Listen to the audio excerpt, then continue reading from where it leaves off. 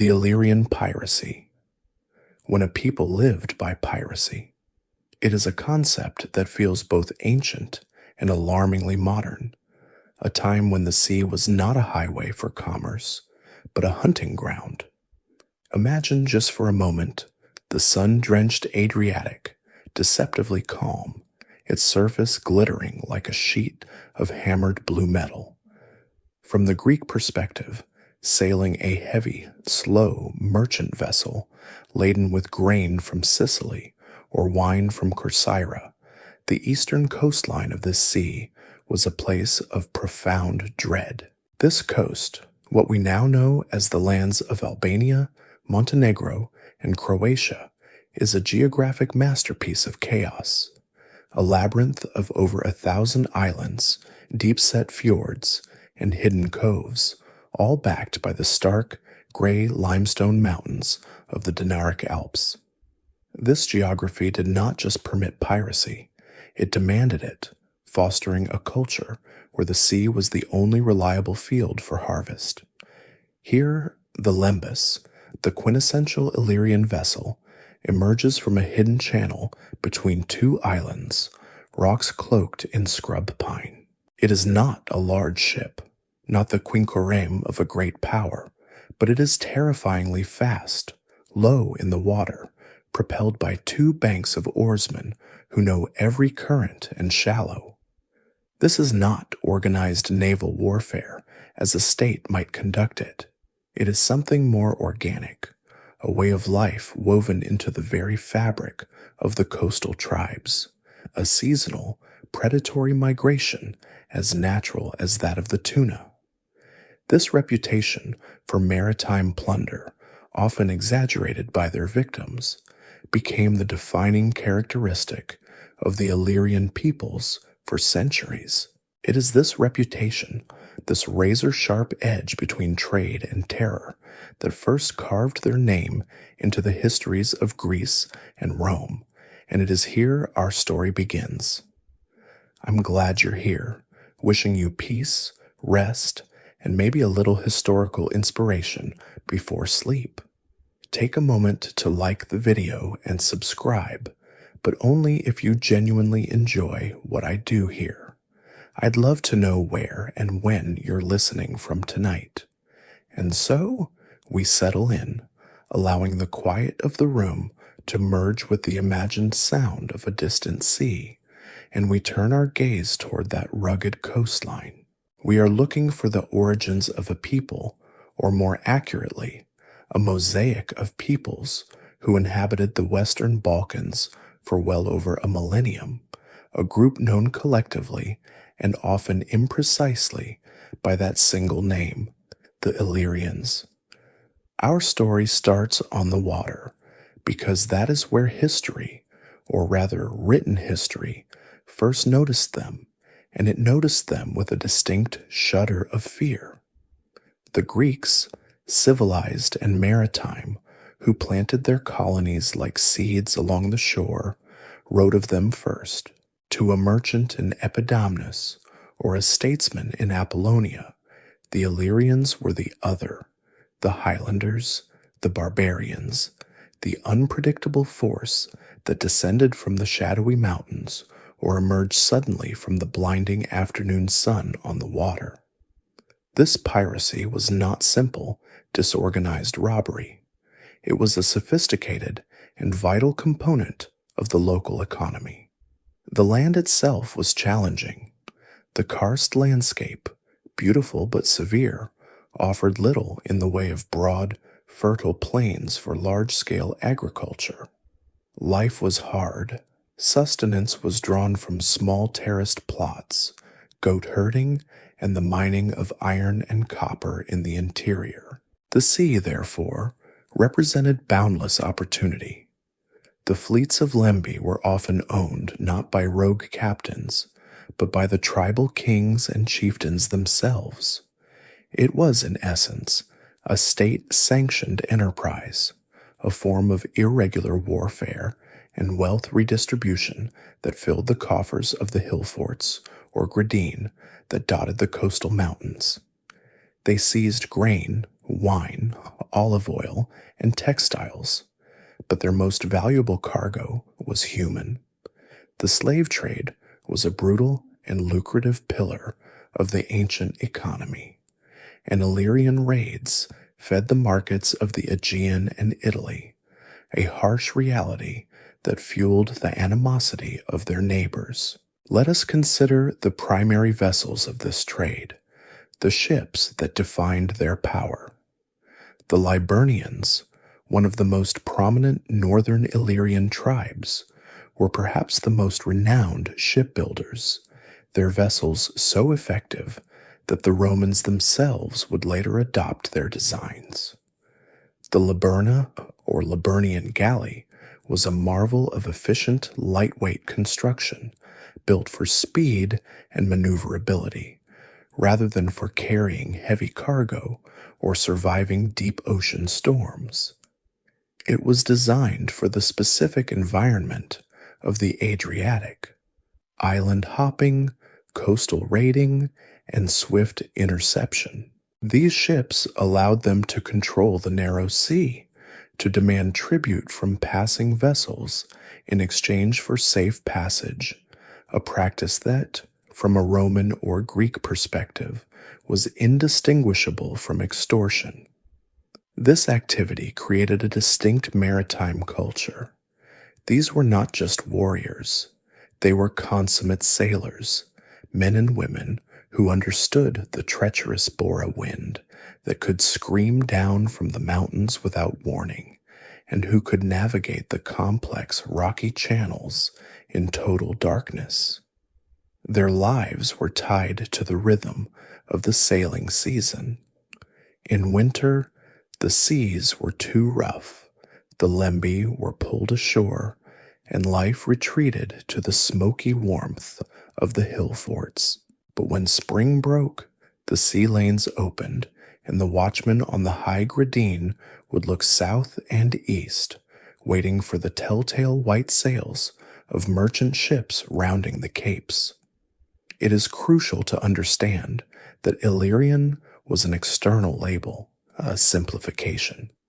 The Greeks, and later the Romans, applied this name to dozens of distinct tribes: the Ardeaei, the Labaetai, the Dardani, the Histri, the Iapedes, the Otariadi.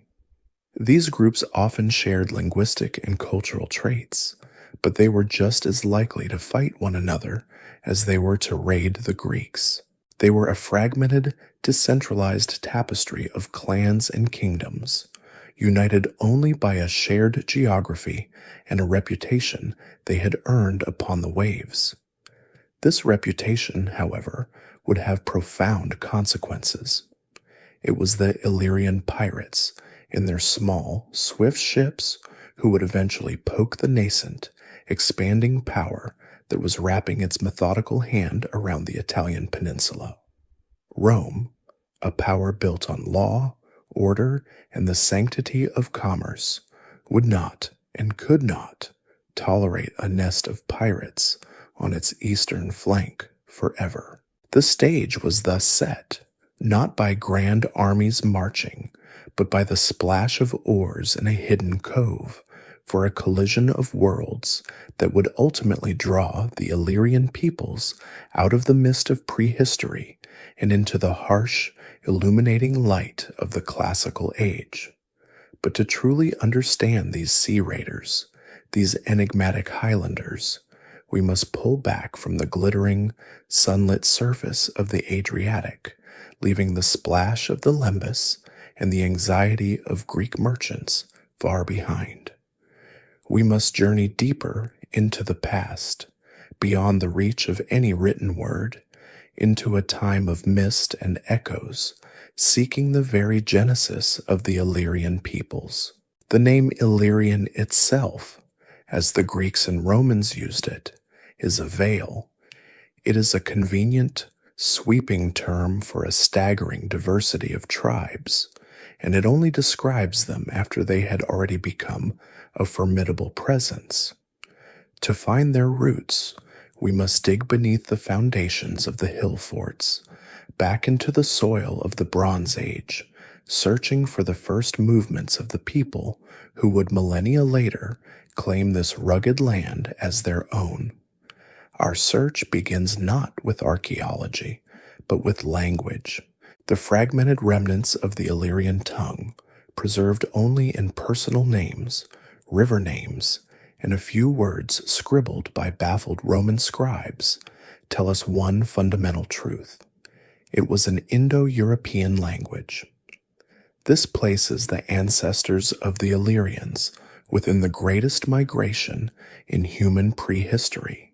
We must imagine, sometime around 2200 to 2000 BCE, a slow but transformative ripple spreading from the vast Eurasian steppe, the Pontic-Caspian region, as pastoralist societies, the Kurgan cultures, moved west and south, bringing with them their horses, their wheeled carts, their patriarchal social structures, and the seeds of a language family that would one day stretch from India to Ireland. They were not an army, they were a demographic wave, and they did not find an empty land. The Western Balkans were already home to sophisticated Neolithic farming cultures, peoples who had lived there for 4,000 years, who had built villages and worshipped earth deities. The arrival of the Indo-European speakers was not a replacement, but a fusion, a slow, complex, and often violent intermingling of bloodlines, beliefs, and lifestyles. This fusion, happening over centuries during the early and middle Bronze Age, is what archaeologists and linguists refer to as the ethnogenesis of the Illyrians. This was the moment the clay was first mixed. We see this change in the archaeological record, a shift in the sacred and the profane. The old, settled agricultural villages of the Neolithic begin to give way to new types of settlement. Fortified hilltops, chosen for defense rather than farming, a clear sign of a more turbulent, warlike era. The most profound change, however, appears in how these people treated their dead. The Bronze Age ushers in the era of the tumulus grave, a practice that would define the Illyrian landscape for 1,000 years. These are not simple graves, but great mounds of earth and stone piled high over a central burial, often containing a chieftain or warrior of great importance. They are monuments of social hierarchy, statements of power and lineage etched onto the very horizon. To travel through the Dinaric Alps, even today, is to travel through a cemetery of these ancient kings. When archaeologists carefully excavate these mounds, they find the deceased buried in a contracted fetal position, a memory, perhaps, of an older ritual. But now they are accompanied by new and deadly status symbols, bronze daggers, socketed axes, and simple, elegant pottery. This culture, or rather this spectrum of related cultures, began to solidify. In the mountainous heartland of what is now Bosnia, Herzegovina, and northern Albania, a remarkable archaeological complex emerged known as the Glasenac Mati culture. This is perhaps our clearest view of the Proto-Illyrians as they crystallized in the late Bronze Age and transitioned into the dawn of the Iron Age. The Glasenac Plateau, a high, remote plain, is covered in thousands of these tumuli. When opened, they reveal a society obsessed with warfare and status. We find warriors buried with their bronze greaves, their helmets, their long bronze pins for fastening cloaks, and sometimes, astonishingly, with amber beads traded from the distant Baltic Sea, a testament to trade routes crossing a seemingly trackless continent. This was not a unified kingdom.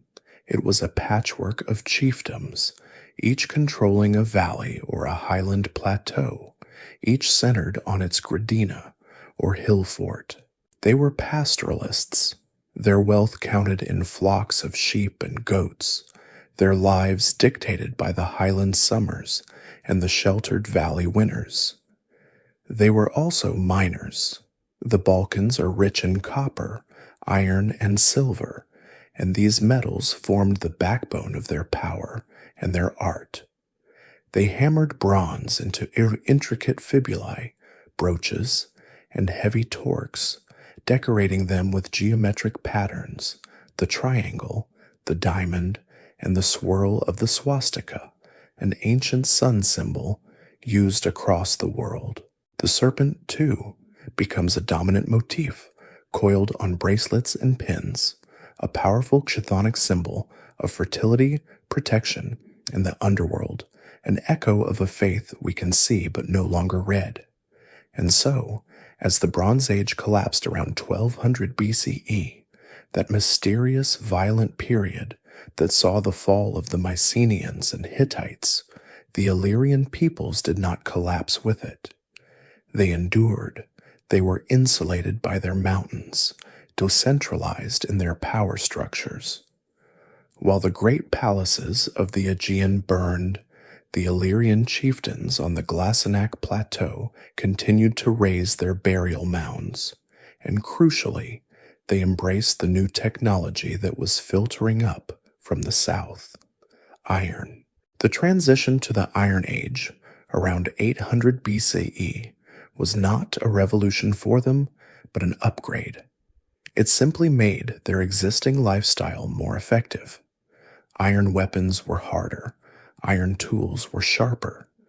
The hill forts grew larger, and their stone walls thicker, and the tribes began to compete, coalesce, and expand. It is from this Iron Age crucible, from these pre-literate pastoralist warrior societies of the high mountains, that the named tribes of history, the Dardani, the Ardii, the Liburni, would finally emerge, ready to meet the Greeks who were just beginning to sail north along that treacherous, island-studded coast. This slow, transformative embrace of a new, harder metal filtering up from the south and west marks the true dawn of the Illyrian Iron Age, a period that archaeologists have synchronized with the great Hallstatt cultural horizon of Central Europe. This was a time beginning around 800 BCE when iron, stronger, more abundant, and more democratizing than bronze, began to reshape the very fabric of society. While the Hallstatt culture is famously named for a spectacular salt mining site in the Austrian Alps, the Illyrian lands were not a mere periphery. They were a vibrant southern heartland of this new technological age, developing their own powerful and distinct expressions.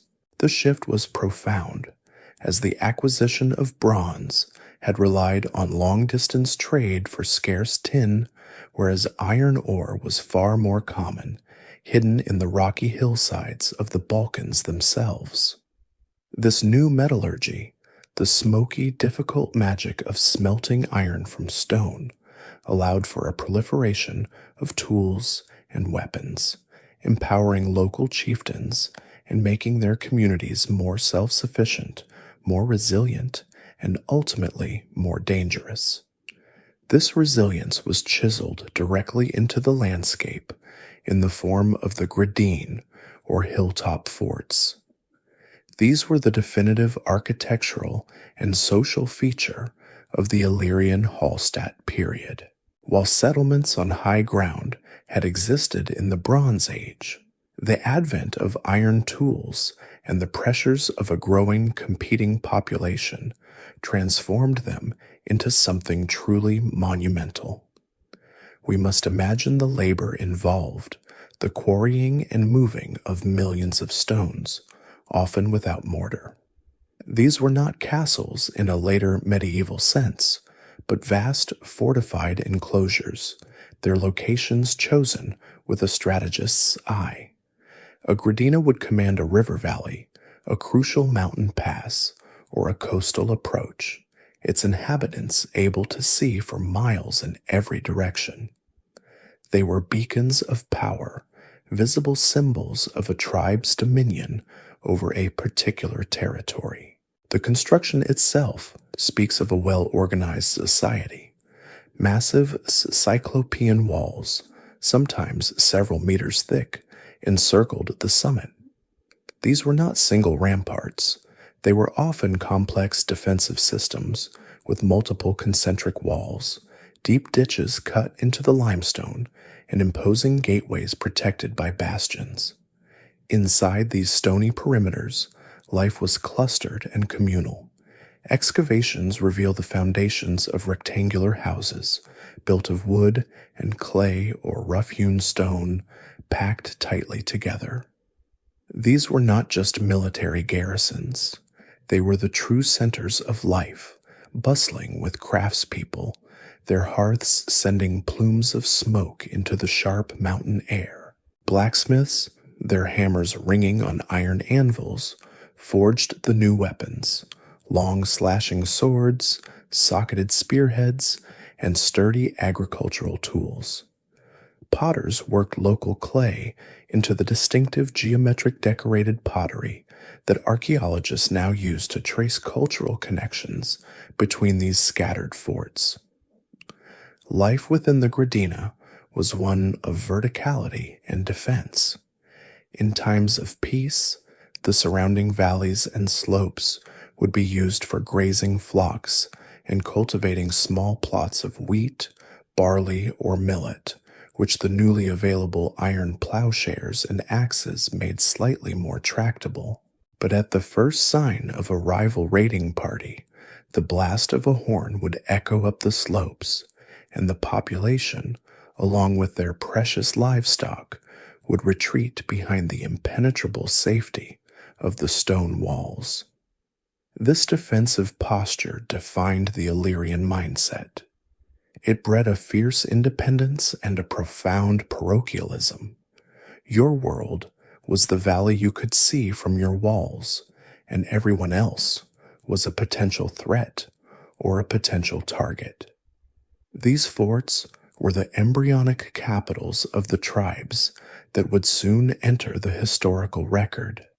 The archaeological discoveries from this era are stunning in their warlike elegance. The same Glasenac plateau we visited earlier in eastern Bosnia became one of the epicenters of this Hallstatt expression. Its thousands of tumuli, the burial mounds of its aristocracy, have yielded a treasury of Iron Age equipment.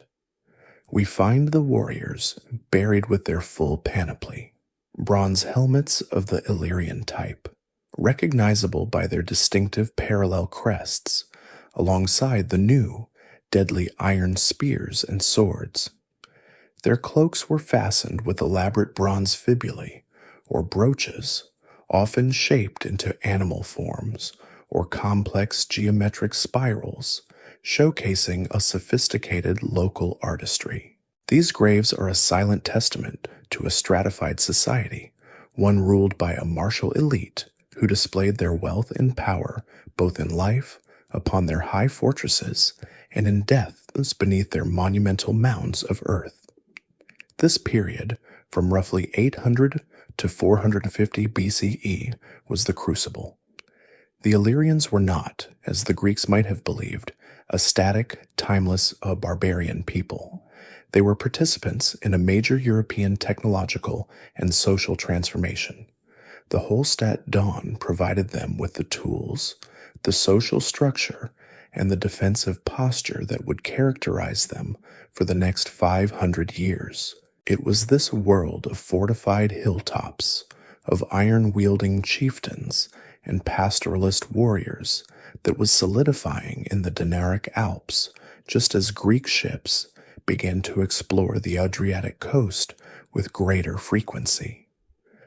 The stage was set for a meeting between two starkly different worlds, the stone Gradina of the highland chief and the marble agora of the coastal polis.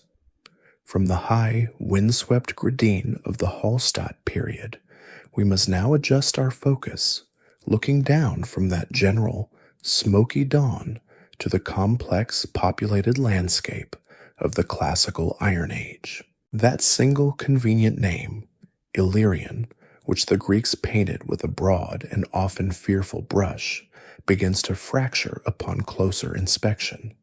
It shatters, like light through a prism, into a multitude of colors, a true mosaic of individual tribes, each with its own territory, its own customs, and its own political destiny.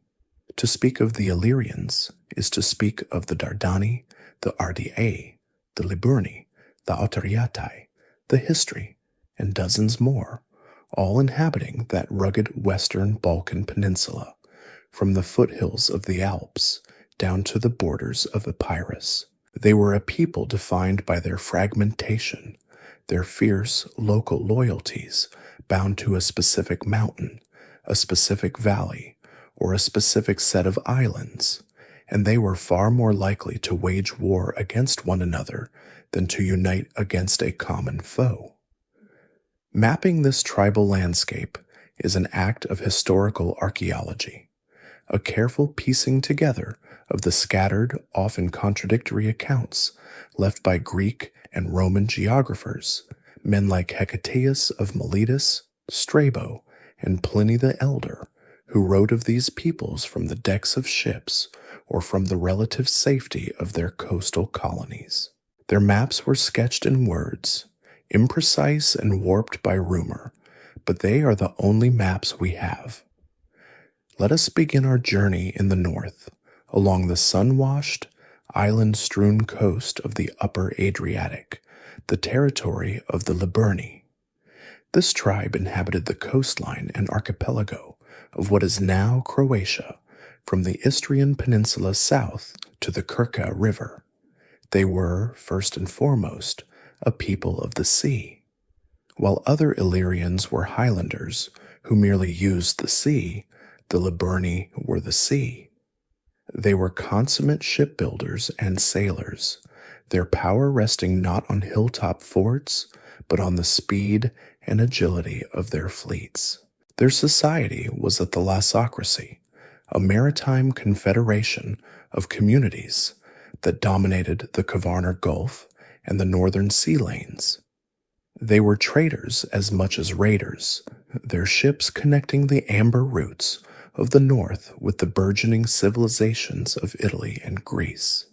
Their dominance was built upon a specific, revolutionary piece of technology, the Liburna or Liburnian galley. We mentioned this vessel in passing, but here we must give it its due. It was a masterpiece of naval design, a light, fast, and exceptionally maneuverable biram, two-banked oar vessel, often equipped with a ram, which could outrun and outpivot the heavier, more cumbersome ships of their neighbors. The Liburna was so perfectly adapted to the island warfare and piracy of the Adriatic that the Romans, after centuries of suffering at its hands, would eventually adopt the design as the core of their own imperial fleet, most famously at the Battle of Actium. The Liburni, with their distinct social structure, which some Roman sources hint was matriarchal, or at least afforded women unusual power, were a sophisticated and formidable maritime culture, a distinct Illyrian society shaped by the salt and the wind. Leaving the coast and traveling south and deep inland, we enter a starkly different world, the high, mountainous heartland of the central Balkans, a region corresponding to modern Kosovo and southern Serbia. This was the domain of the Dardani. If the Liburni were masters of the sea, the Dardani were the undisputed masters of the mountains. They were a vast and powerful confederation, a fusion of Illyrian and perhaps Thracian elements, embodying the classic Highlander warrior archetype. They were pastoralists, miners of the rich silver and iron deposits in their hills, and above all, they were a relentless military threat to their southern neighbors. The Dardani were the northern shadow that loomed constantly over the rising kingdom of Macedon. Their society was organized around powerful chieftains who could muster enormous armies of foot soldiers from their numerous hill forts. They were not pirates, they were a continental power, a people of the pair, as one disputed etymology of their name suggests, or perhaps people of the land, and their history is not one of naval raids, but of grand, sweeping land invasions, a story of endless, brutal conflict with the Macedonian kings, from Philip II to the last rulers of that dynasty. Now, let us return to the coast, but further south to the dramatic fjord-like Bay of Kotor and the lands surrounding the Great Lake Skadra, modern Lake Shkodër. This is the region where in the 3rd century BCE, the Ardeai erupted onto the historical stage. The Ardeai are, in many ways, the archetypal Illyrians of the later Greek imagination. Originally an inland tribe, according to the historian Strabo, they were famously pushed out of the interior by the Otariatai, a rival tribe, in a dispute over a valuable salt spring. This displacement forced them down from the mountains to the coast, and this migration changed history. They settled in what is now modern Montenegro and northern Albania, and they took to the sea with a vengeance. They became the most notorious and centralized pirate kingdom in the entire Mediterranean.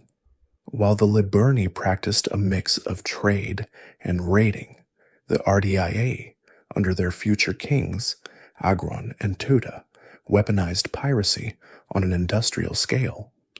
Their light, fast lembi swarmed the shipping lanes of the southern Adriatic and the Ionian Sea, striking as far south as the coast of the Peloponnese. It was this kingdom, the kingdom of the Ardeai, that would finally grow powerful enough and arrogant enough to draw the unwavering, methodical gaze of the Roman Republic, setting in motion the chain of events that would lead to the conquest of the entire Illyrian world.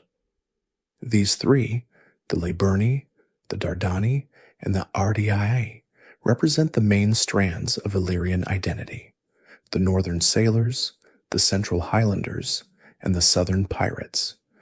But they were surrounded by a constellation of smaller, though no less fierce, tribes. On the Istrian peninsula dwelt the Histri, another group of seafarers and raiders who would fight Rome to the bitter end. Nestled in the mountains behind the Liburni were the Iapedes, a people who blended Illyrian and Celtic cultures. Their art and metalwork, like the spectacular bronze helmets found at their cult sites, showing the influence of the Latin styles filtering down from the north.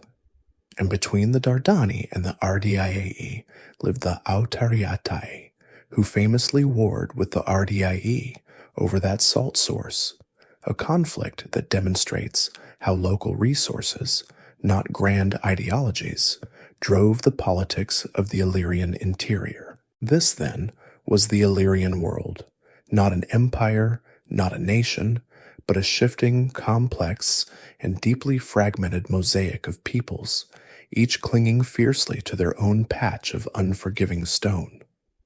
This complex mosaic of tribes, this map of fierce and insular peoples, was held together not by a shared government, but by a shared way of life, a common social blueprint that found its most potent expression within the stone-ringed summits of their hill forts. To understand Illyrian society, we must walk past the massive cyclopean gates of Agradina, leaving the wild, untamed valleys below and entering the heart of their world. These forts, as we have seen, were masterpieces of defensive architecture, but they were not mere garrisons. They were the bustling, smoky, and cramped centers of all social, economic, and political life. They were the permanent address for a people who were, in many ways, semi-nomadic pastoralists, the anchor point that held the tribe together. At the very peak of this society, often living in the largest structure on the highest point of the Acropolis, was the chieftain, or as the Romans would later call him, the princeps. This was not a king in the Oriental sense, not a divine ruler shrouded in ceremony. He was a first among equals, a paramount warrior whose authority was neither absolute nor in many cases hereditary by simple primogeniture. His power was a raw and personal thing, earned and held through a combination of respected lineage, undeniable personal charisma, and above all, success in warfare. He was the chief strategist, the one who decided when to plant and when to raid, and he was the chief distributor of the spoils. His legitimacy rested on his ability to provide two things: protection for his people behind the stone walls, and wealth from those who lived outside them. This wealth, whether in the form of plundered Greek wine, captured livestock, or human slaves, was the currency of his power, which he used to bind the lesser warrior aristocracy to his will through gifts and feasts. Surrounding this chieftain was that very aristocracy, a warrior elite whose status was displayed in the gleam of their weapons and the richness of their burials.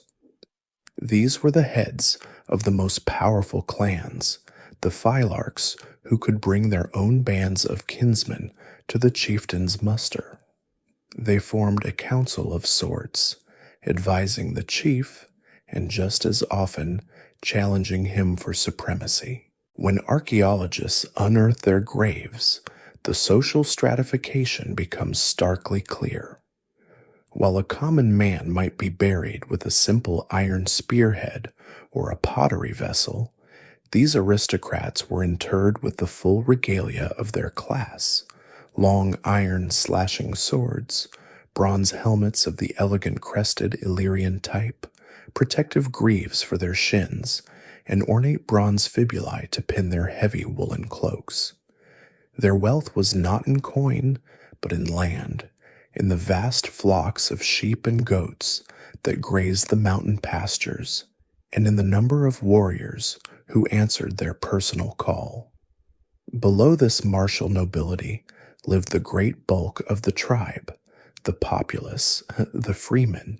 These were the pastoralists, the small-scale farmers, and the foot soldiers. Their lives were a hard, cyclical rhythm of transhumance, moving the flocks up to the high mountain pastures in the summer and bringing them down to the sheltered valleys or coastal plains in the winter. They cultivated small, terraced plots of barley, millet, and beans, coaxing sustenance from the thin, rocky soil of the karst. These freemen were not serfs. They were bound to their chieftain by oaths of loyalty and the fundamental need for protection. In times of peace, they lived in smaller, unfortified villages or isolated homesteads near their fields and pastures. But when the horn sounded, signaling a raid from a neighboring tribe or the approach of a Macedonian phalanx, they would abandon their homes, driving their precious livestock before them, and stream up winding paths to the safety of the Gradina, their refuge and their rallying point.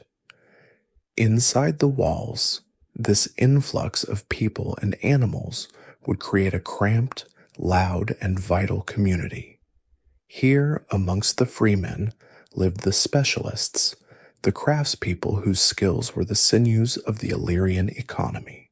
The clang of the blacksmith's hammer on the anvil was perhaps the most important sound in the hill fort, for he was the master of the new technology, forging and repairing the iron plowshares, axes, sickles, and of course the spearheads and swords that defended the community.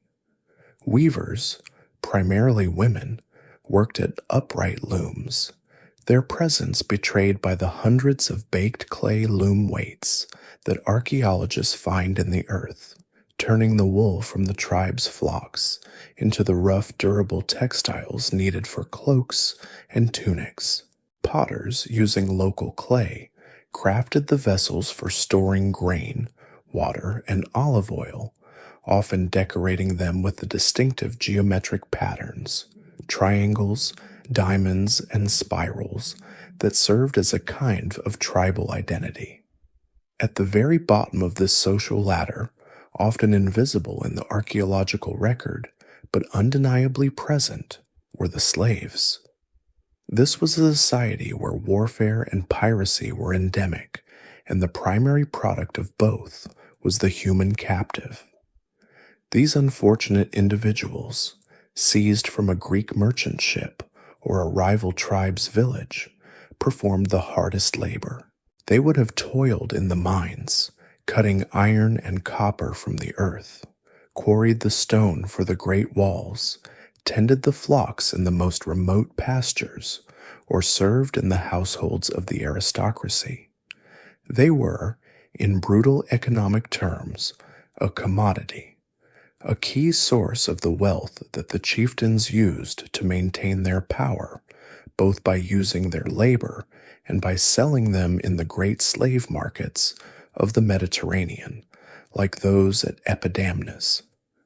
This entire structure was built not on the individual, but on the family, and even more so, on the clan. The tribe itself was a confederation of powerful extended family groups. Loyalty was intensely local. It was given first to one's own blood, then to the clan, and only then to the chieftain of the tribe. This is what made the Illyrians so resilient and so fragmented. A chieftain might unite several tribes for a great raid or a defensive war, but this coalition was personal and temporary, held together by the gravity of his charisma.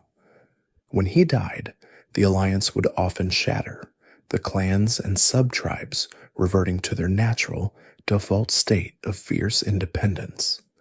This social DNA, aristocratic, pastoral, and deeply fractured, defined their history. It made them a formidable guerrilla force, a people impossible to permanently conquer by conventional means.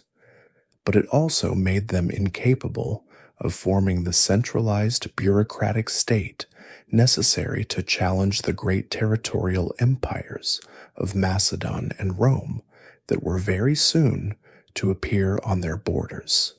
As we leave the living, smoky confines of the Gradina, our attention is drawn to the silent, enduring sentinels that dot the surrounding landscape, the great burial mounds, the tumuli, that rise from the plateaus and valley floors. If the hill fort was the Illyrian city of the living, the tumulus was the eternal fortress of the dead, and it is here, in the quiet earth, that the Illyrian social structure, so animated in life, is preserved in a stark, unmoving tableau.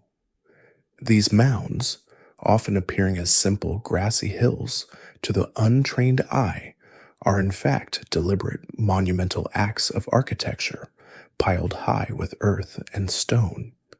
They represent a tradition stretching back into the Bronze Age, as we noted, but in the Iron Age, they became the definitive expression of power, lineage, and a profound belief in an afterlife that mirrored the hierarchies of the living world. Their very existence is our first and most crucial clue. Illyrian society was not egalitarian. The immense labor required to construct even one of these mounds, the quarrying, hauling, and piling of tons of rock and soil, was an act of communal obligation, a tax of sweat and muscle paid to honor a figure of immense importance. When archaeologists, with meticulous care, slice into these ancient mounds, they uncover the central drama that the earth has held secret for millennia. At the heart of the tumulus, Often on the original ground level or in a pit dug below it lies the primary burial. This was not a simple interment. It was a carefully staged ritual. In the older Hallstatt period, the deceased chieftain or noble was often laid to rest in a contracted fetal position, an ancient echo of rebirth, placed within a cist grave lined with heavy stone slabs, or sometimes in a chamber built of timber. As time progressed, especially in the southern Illyrian lands, cremation became more common. The ashes of the warrior prince placed within a bronze or ceramic urn. But whether the body was whole or burned, what truly illuminates the social order is what was placed alongside it. The Illyrians, like many ancient peoples, clearly believed that death was not an end, but a journey or a continuation. The dead were equipped, quite literally, for their next life, and they were expected to maintain the same status in the underworld that they had held in this one. The grave of a Groutwerde chieftain, therefore, is an armory. We find him surrounded by the tools of his trade. His long iron slashing sword lies by his side. His set of iron spearheads, perhaps one for thrusting, one for throwing, are placed near his hand. On his head, the faint green stain in the soil may be all that remains of a magnificent bronze helmet, its crest long since decayed, but its form preserved in verdigris. Bronze greaves, molded to his shins, and perhaps a pectoral, a bronze chest plate, speak of his role in battle. And pinning the heavy cloak that has long since turned to dust, we find an array of elaborate bronze fibulae, or brooches, their intricate spiral and geometric patterns a signature of the local workshop. The graves of aristocratic women are just as revealing. They are not buried with weapons, but with their own distinct symbols of power and wealth. Their tumuli have yielded astonishing collections of jewelry. We find heavy bronze torques encircling their necks, their arms adorned with dozens of coiled bronze bracelets. Amber beads, precious and golden, traded down from the distant Baltic coast, are found scattered around their skeletons, the threads that once held them in magnificent necklaces long gone. Silver and bronze diadems, pins with elaborately decorated heads, and intricate belt buckles of cast bronze all speak to a high rank and a sophisticated aesthetic. Alongside both men and women, we find caches of pottery, large vessels to hold grain and wine, and smaller cups and jugs, provisions for the long journey or for a feast in the afterlife. This concept of a funerary feast is central to the ritual. Often, the mound itself covers the remnants of a great communal gathering. Archaeologists find layers of ash, charcoal, animal bones, primarily sheep, goats, and pigs, and vast quantities of deliberately shattered pottery.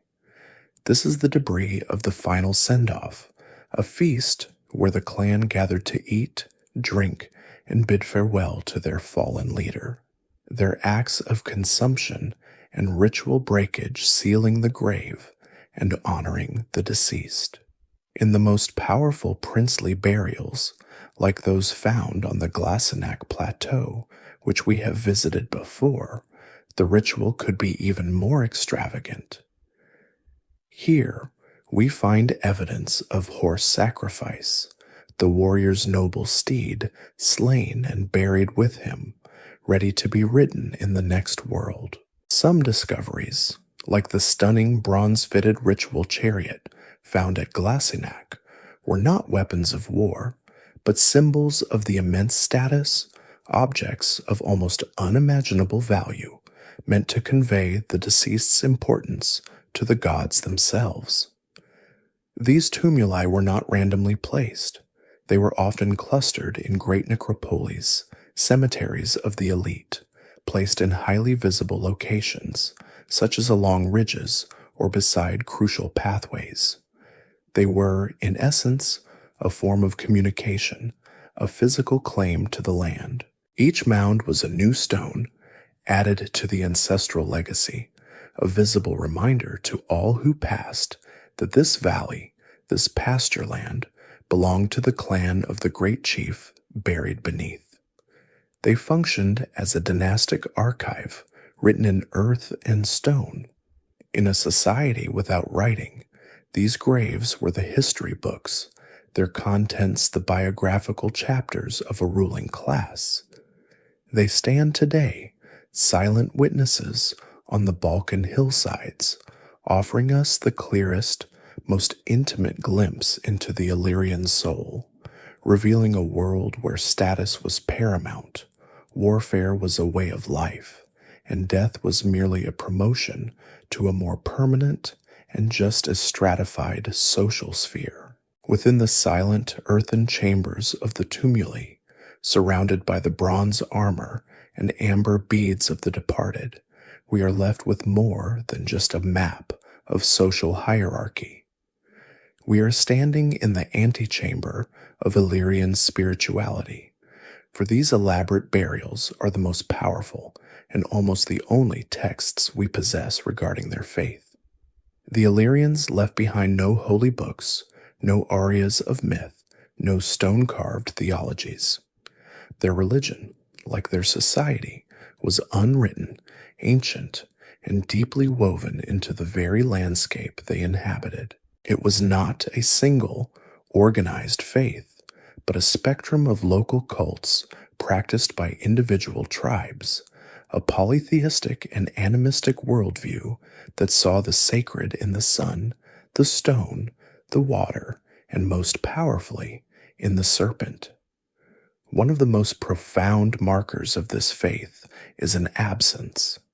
Unlike their Greek neighbors to the south, who were beginning to raise magnificent temples of marble and limestone to their Olympian pantheon, the Illyrians built almost no dedicated religious structures. There are no ruins of an Illyrian Parthenon, no grand ziggurats on their hilltops. Their sanctuaries, their temenoi, were the features of the natural world itself.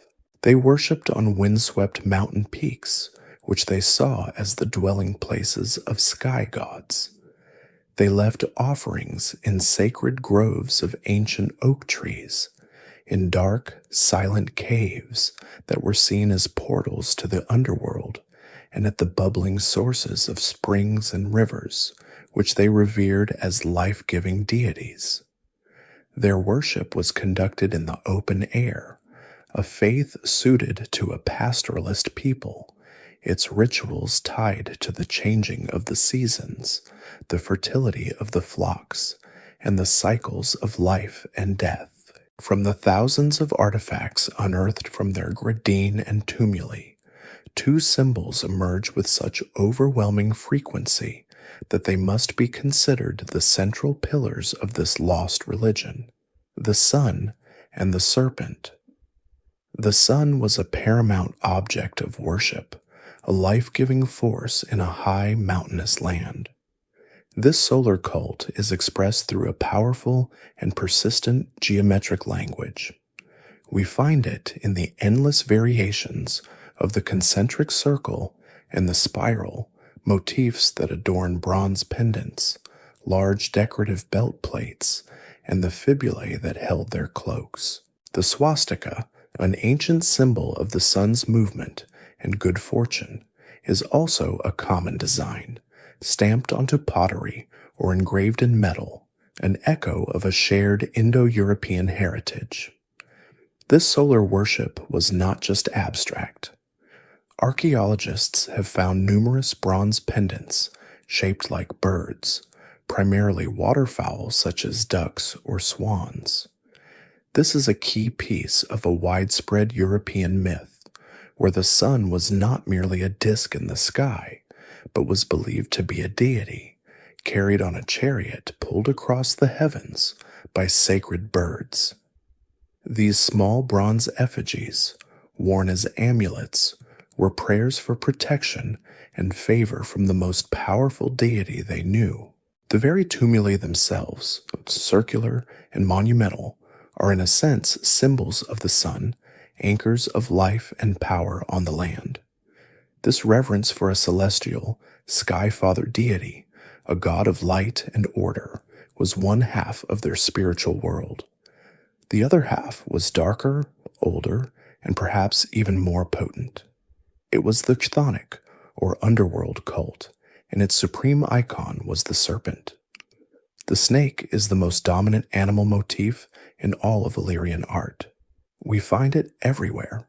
It is coiled into protective bracelets, its head and tail meeting to form a circle. It forms the arched bow of elaborate fibulae, its metallic scales glinting. It is carved as the handles on bronze and ceramic vessels, a guardian of the contents within. This was not a symbol of evil.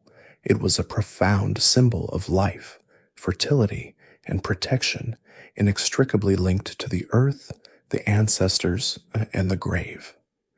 The serpent, emerging from cracks in the rock, was seen as a mediator, a creature that lived both in the earth of the dead and on the surface of the living. It was the protector of the hearth, a benevolent spirit in the home, and the guardian of the ancestral tumulus. This powerful serpent cult was so central to the Illyrian identity that it was even enshrined in the origin myths recorded much later by their Greek neighbors. The Greeks, attempting to explain the snake-worshipping people to their north, spun a legend. They told of Cadmus, the heroic founder of Greek Thebes, and his wife Harmonia. In their old age, the couple journeyed into the wild lands of Illyria, and there, as a reward or a transformation, they were turned into two great serpents. In this form, they became the divine ancestors of the entire Illyrian people, whose first king, Illyrios, was their son. This myth is a beautiful piece of Greek ethnography, a clear recognition that to be Illyrian was, in some fundamental way, to be a child of the serpent. Beyond these two great cults, we can dimly perceive other deities whose names are preserved only in the fragments of Roman inscriptions, where the local Illyrian gods were identified with their Roman counterparts, a process called interpretatio Romana.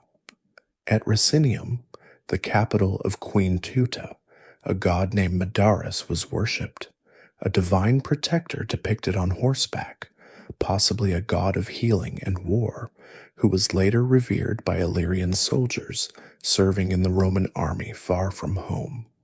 Throughout the inland regions, the most popular dedication by far was to Silvanus, the Roman god of the woods and pastures. The sheer number of his shrines suggests he was mapped onto a powerful, pre-existing, and unnamed Illyrian deity, the master of the wild, the protector of the flocks, a perfect god for a pastoralist society. Similarly, the Roman Diana found her counterpart in Thana, a goddess of the hunt, while the Liburnians on their coast worshipped Anzotica, their own goddess of love and fertility, their local Venus.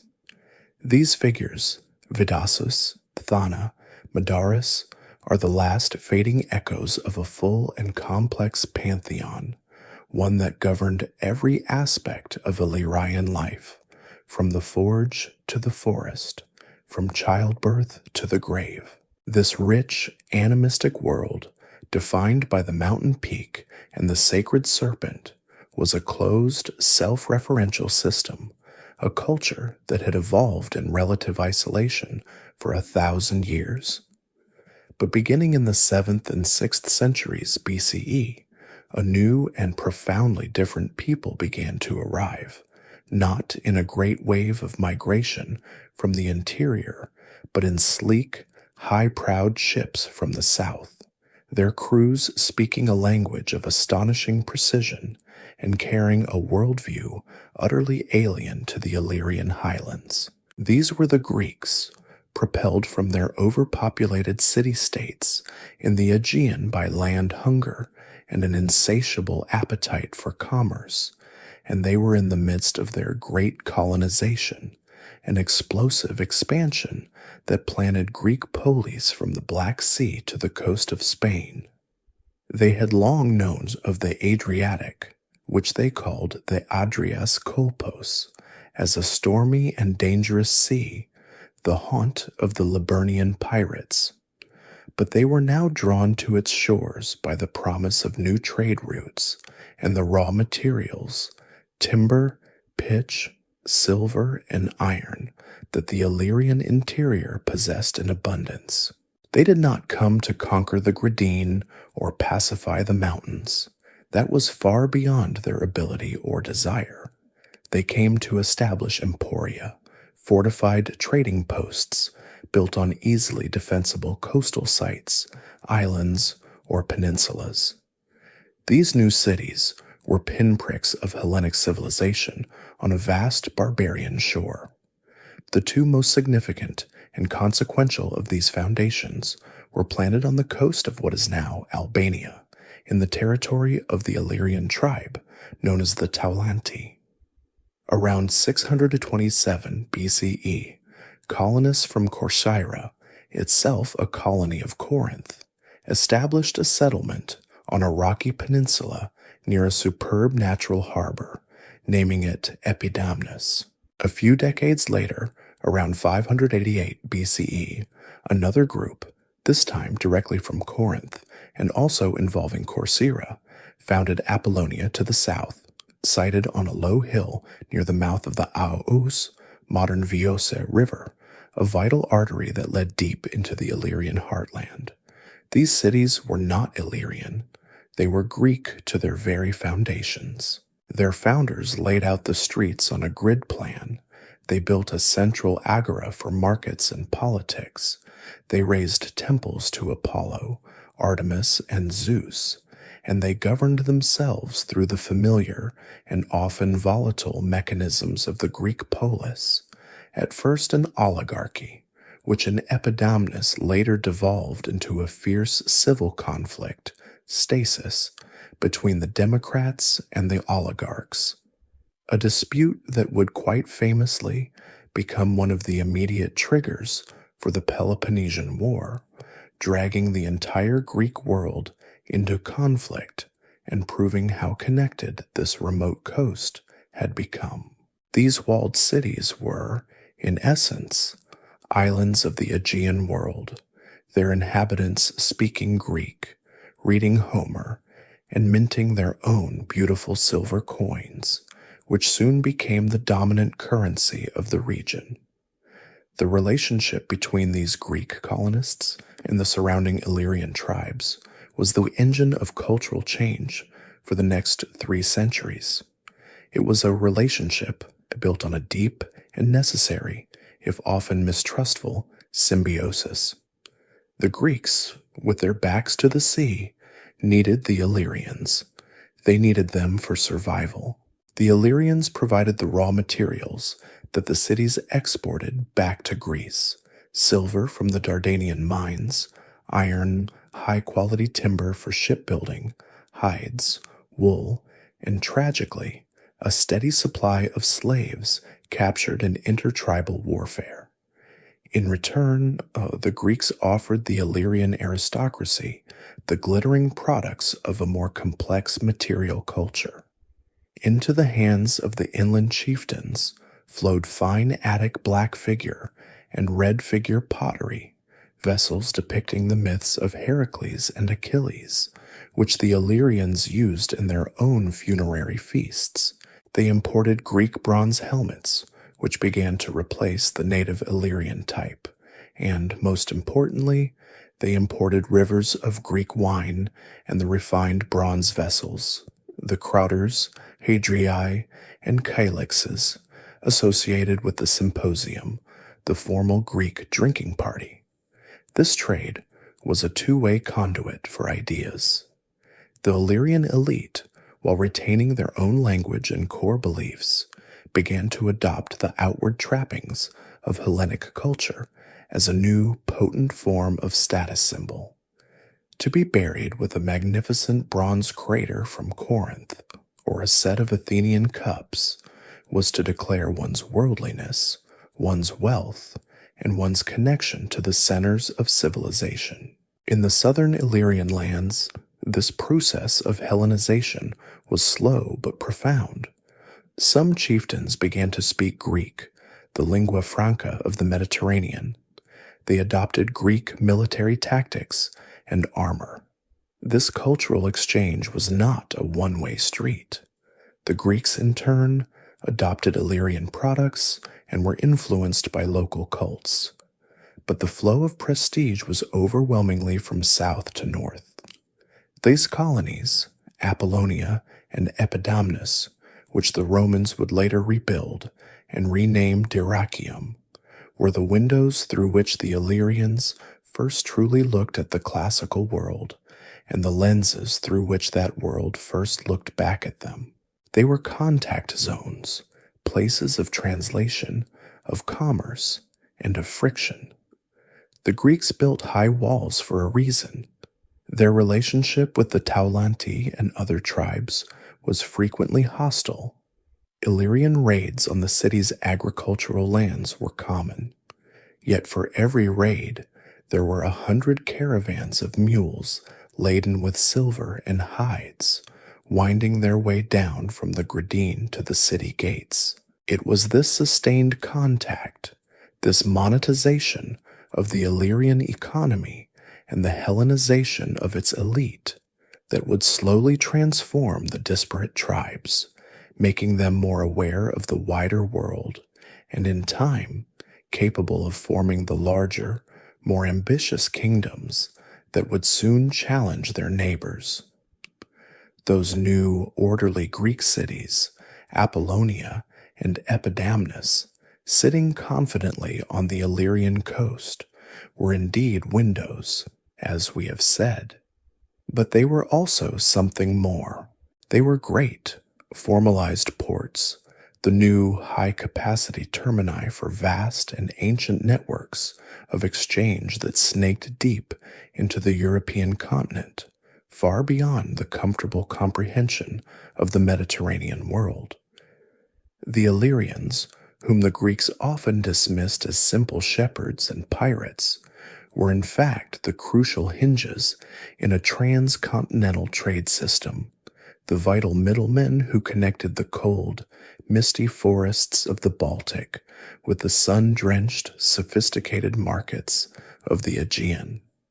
This trade did not begin with the Greeks. It had flowed in trickles for 1,000 years, but the arrival of the polis and its silver coinage acted like a powerful engine, dramatically increasing the volume and velocity of this exchange, and in doing so, fundamentally reshaping the power dynamics of the Illyrian interior. This economic web had two primary axes. The first, and most obvious, was the north-south artery, the flow of raw materials from the Illyrian heartland down to the Greek coastal factories. The tribes of the interior, particularly the mighty Dardani, sat atop some of the richest mineral deposits in Europe. From the deep, shadowy mines of their mountains, they extracted a stream of wealth. Silver was the most precious, dug from sites like the semi-legendary Damastion, whose exact location is still a profound archaeological mystery, though its high-quality silver coins, minted in the 4th century BCE, are found across the Balkans. This raw silver, a river of gleaming metal, flowed south to feed the hungry mints of Apollonia and Epidamnus, and from there was exported as bullion or coinage throughout the entire Greek world. Alongside the silver came the metals of war and the industry. Iron, the resource that had defined the Hallstatt dawn, was abundant, and Illyrian smiths hammered it into the sturdy spearheads and the long, effective slashing swords that were valued even by their neighbors. Copper, too, was plentiful, but the land offered more than just minerals. The endless old-growth forests of the Dinaric Alps provided two of the most critical strategic materials of the ancient world: high-quality timber and naval pitch, or tar. For maritime powers like Corinth and Corcyra, whose political and economic power depended entirely on their fleets, a reliable source of strong oak for hulls and tall fir for masts was a matter of national security. The Illyrians controlled that source, and the Greeks paid dearly for it, as they did for the wool from the limitless flocks, the cured hides, and as always, the steady supply of human captives, the slaves captured in the endless cycle of intertribal warfare, who were marched down the same mountain paths to the coastal markets. This flow, however, was not only one way. While the Illyrian chieftains received Greek wine, fine pottery, and luxury bronzes in return, a second, more enigmatic trade route crossed their territory, bringing a substance far more precious than silver. This was the Amber Road, a whisper of a network that connected the Illyrian Adriatic with the distant, almost mythical shores of the Baltic Sea. Amber, the fossilized golden resin of ancient pines, which the Greeks called electron, tears of the sun, was one of the most coveted luxury goods of antiquity. It was beautiful, warm to the touch, and believed to possess potent magical and medicinal properties.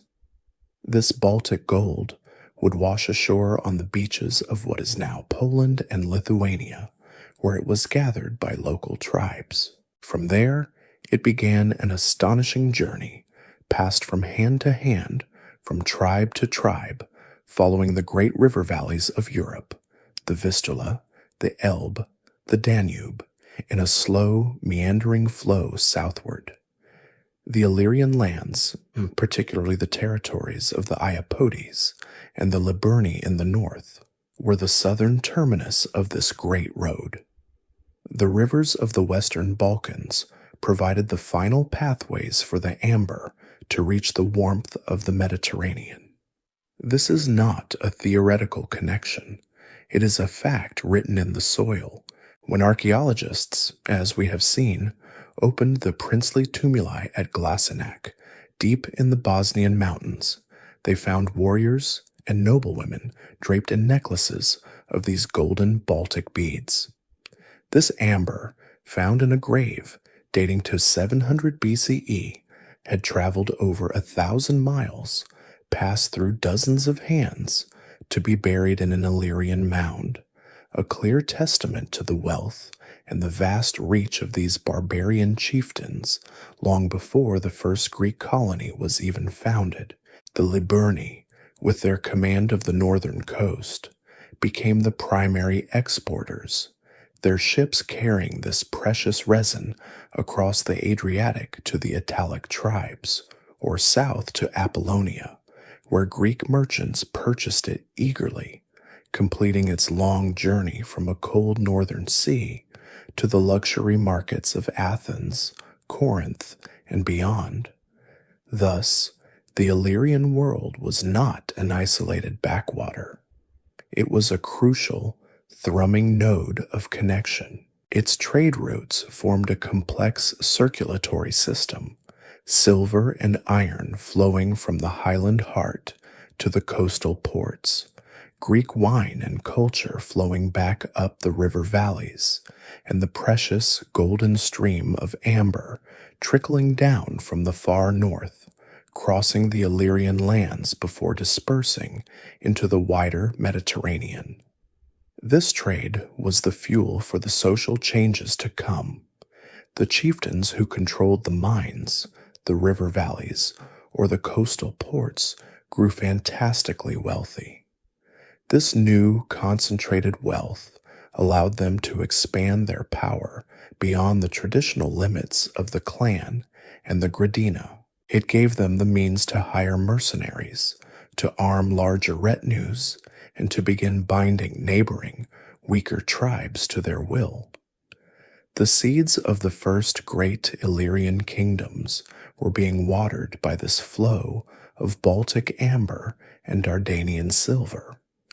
The immense wealth that flowed from the silver mines of Damastian and the amber roots of the north was like a spring rain on the rocky soil of Illyrian society. It did not just enrich, it transformed. In the traditional world of the Gradina, power was local, held in check by the rivalries of clans and the limits of a chieftain's personal charisma. But this new, concentrated and monetized wealth, this river of silver, provided the means for something new and dangerous to grow. It offered the opportunity for a super chieftain to break the ancient mold, to shatter the parochial boundaries of the clan, and to forge, for the first time, not just a temporary coalition, but a true, dynastic, territorial kingdom, a continental power built on a professional army and a centralized treasury. This historical moment, this dangerous new idea, found its ultimate expression in one of the most formidable and remarkable figures of the 4th century BCE, a man named Bardalus, the first great king of the Dardani. Our gaze must shift, therefore, from the coasts of the Liburni and the ports of Apollonia deep into the mountainous interior to the Dardanian heartland of modern Kosovo and southern Serbia. This was a land of high plateaus, strategic river valleys, and crucially, those rich silver mines. Bardalus, who explodes into the Greek sources in the early 4th century, was not, it seems, born into a long-established royal line. The ancient writers, with a mix of awe and disdain, whisper that he had low-born origins. One tradition, perhaps a smear by his enemies or a romanticizing of his ruggedness, claims he was a charcoal burner, a man who had worked in the smoky forested foothills. Another, more plausible story paints him as a one-time coal miner, a man who had literally risen from the mineral wealth of the earth he would come to rule. Whatever his precise origins, he was a man of supreme military talent and ruthless ambition, a true charismatic warlord. Bardalus did not inherit his kingdom. He built it with iron and silver. He first seized control of his own Dardanian tribe, and then, through a relentless series of campaigns, began to subjugate the surrounding clans and lesser tribes, forcing them into a unified, centralized state under his singular command. His methods were a brilliant and brutal innovation. He was not just a seasonal raider, he was a state builder. He used the vast profits from the silver mines to create something the Illyrians had never possessed before, a permanent, professional fighting force. He did not just call upon the tribal levies of shepherds and farmers when it was time for a campaign.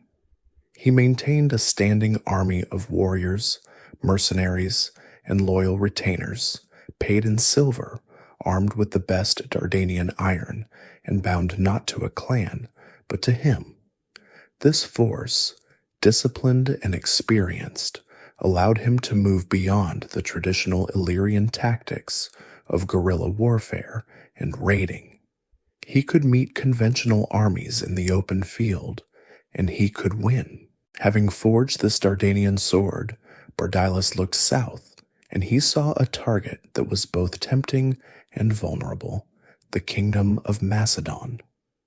In the early 4th century BCE, Macedon was not the superpower we remember.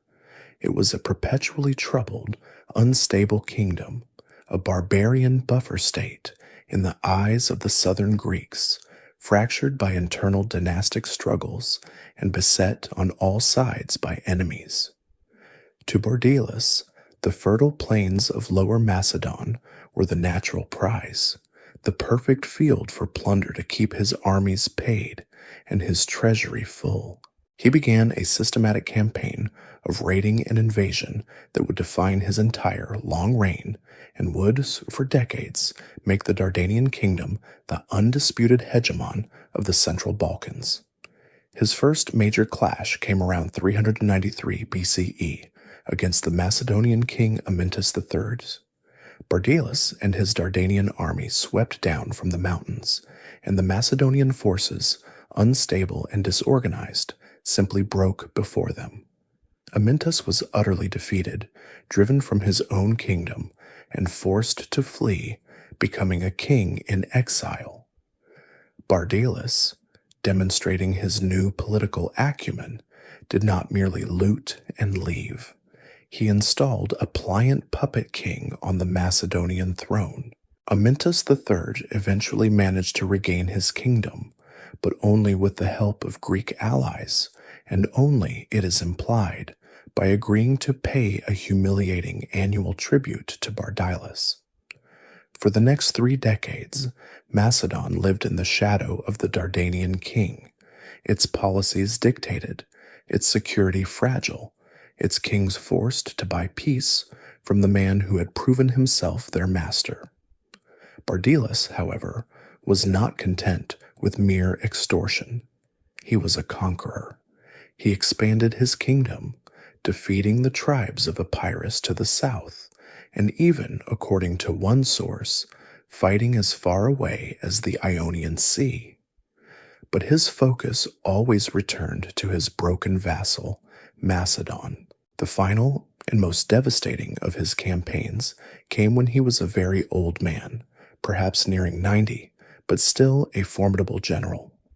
In 360 or 359 BCE, the young Macedonian king Perdiccas III, chafing under Dardanian domination, mustered a large army and marched north to challenge Bardilas directly. The resulting battle was a catastrophe for Macedon, an event that nearly erased the kingdom from history. The Dardanian army, battle-hardened and brilliantly led, shattered the Macedonian phalanx. King Perdiccas III himself was slain on the field, and with him, according to the historian Diodorus Siculus, 4,000 of his men, a staggering loss for the small kingdom.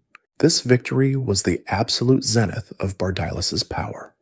His Dardanian kingdom was now a vast inland empire, the undisputed master of the Balkans. The kingdom of Macedon lay in ruins, its king dead, its army annihilated, its throne vacant, and its territory wide open for the final, fatal invasion.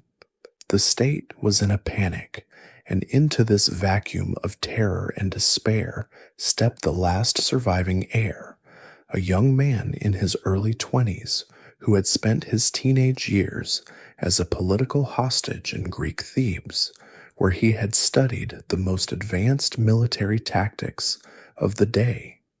He was the younger brother of the slain Perdiccas, and his name was Philip II, the aged, triumphant Bardilas, master of all he surveyed, now faced this untested young refugee, the inheritor of a kingdom that was for all intents and purposes already dead.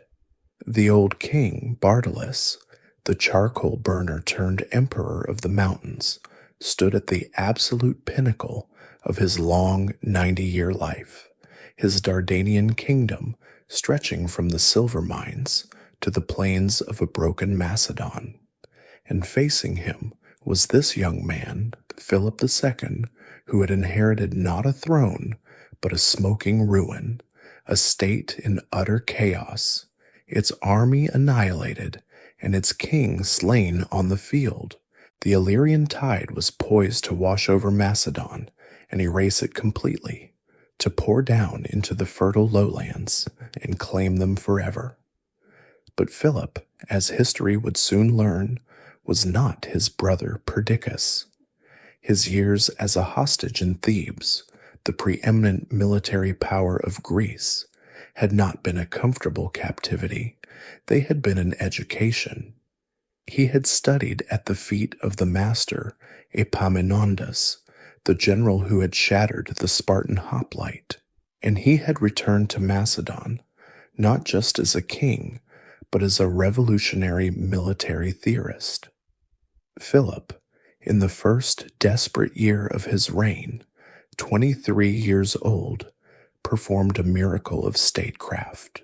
He bought off his other enemies with bribes of gold and promises of marriage, ceding territory he couldn't hold anyway, all to buy one single precious commodity: time. Time to face the one threat he knew he could not bribe or dissuade: the victorious Dardanian army of Bardalus. He did not simply retrain the survivors of his brother's army. He abolished that army entirely. He gathered the Macedonian peasantry, the hardy shepherds and farmers, and he reforged them into something new, a professional, full-time, state-paid force. He drilled them relentlessly, instilling a discipline they had never known. And most importantly, he gave them a new weapon, the one that would change the face of warfare for the next 200 years, the sarissa. This was not a spear, it was a pike, an 18-foot, two-handed pole of heavy cornel wood tipped with a deadly iron leaf. When his new infantry, the pegityroi, or foot companions, locked together in their deep formation, the phalanx, they did not present a wall of shields, as the Greeks did. They presented a terrifying, bristling forest of iron points, the pikes of the first 5 ranks, all projecting forward, an impenetrable hedge of death that no attacker could possibly get through. He also reformed the cavalry, taking the unruly aristocratic horsemen and transforming them into the hetairoi, the companion cavalry, a heavy, disciplined, wedge-charging shock force. He created, in essence, the perfect combined arms military, the anvil of the phalanx and the hammer of the cavalry. By 358 BCE, Philip's new army was ready. Bardalus, perhaps grown complacent in his long supremacy, or simply underestimating this young upstart, offered Philip a peace treaty. The terms were simple. Bardalus would keep the Macedonian territories he had already conquered and annexed. It was a victor's peace. Philip, in an act of breathtaking audacity that must have stunned the Dardanian envoys, refused. He demanded nothing less than a full, unconditional Dardanian withdrawal from all Macedonian lands. The aged Bardalus, a king who had known nothing but victory over Macedon, accepted the challenge, and the two armies marched to meet in the Aragon Valley. Bardalus's army was formidable, the proven instrument of his power.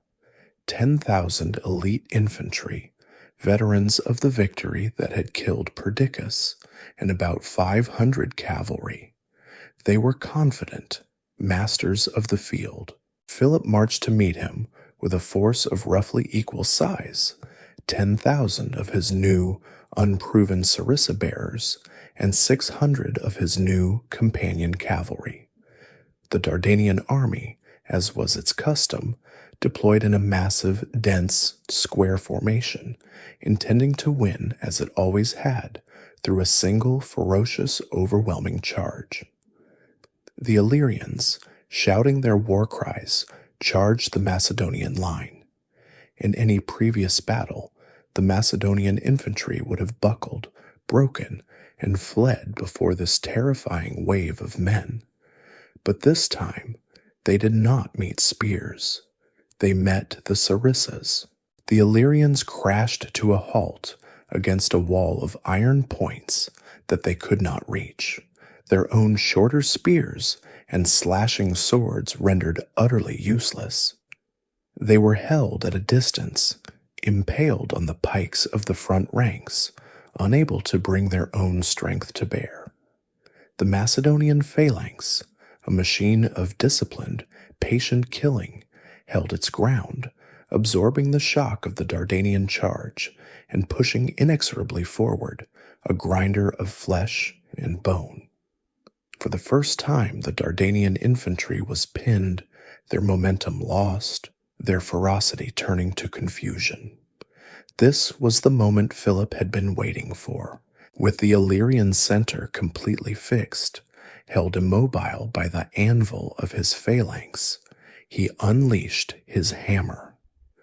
Placing himself at the head of his elite companion cavalry, he executed the tactic that would become his signature, wheeling his heavy horsemen around the Dardanian right flank.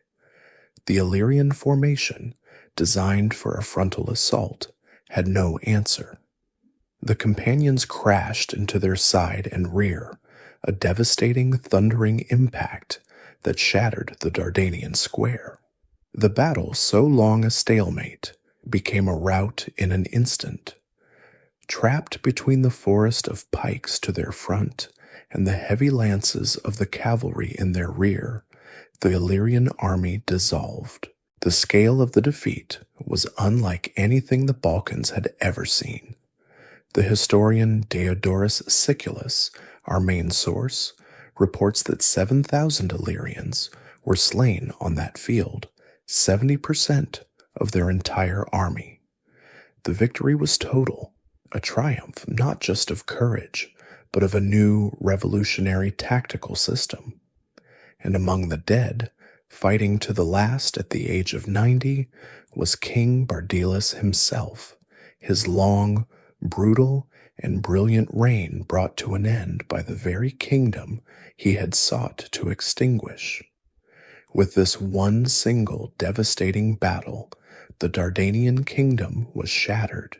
The Illyrian menace that had defined Macedonian history for 50 years was broken, its power annihilated.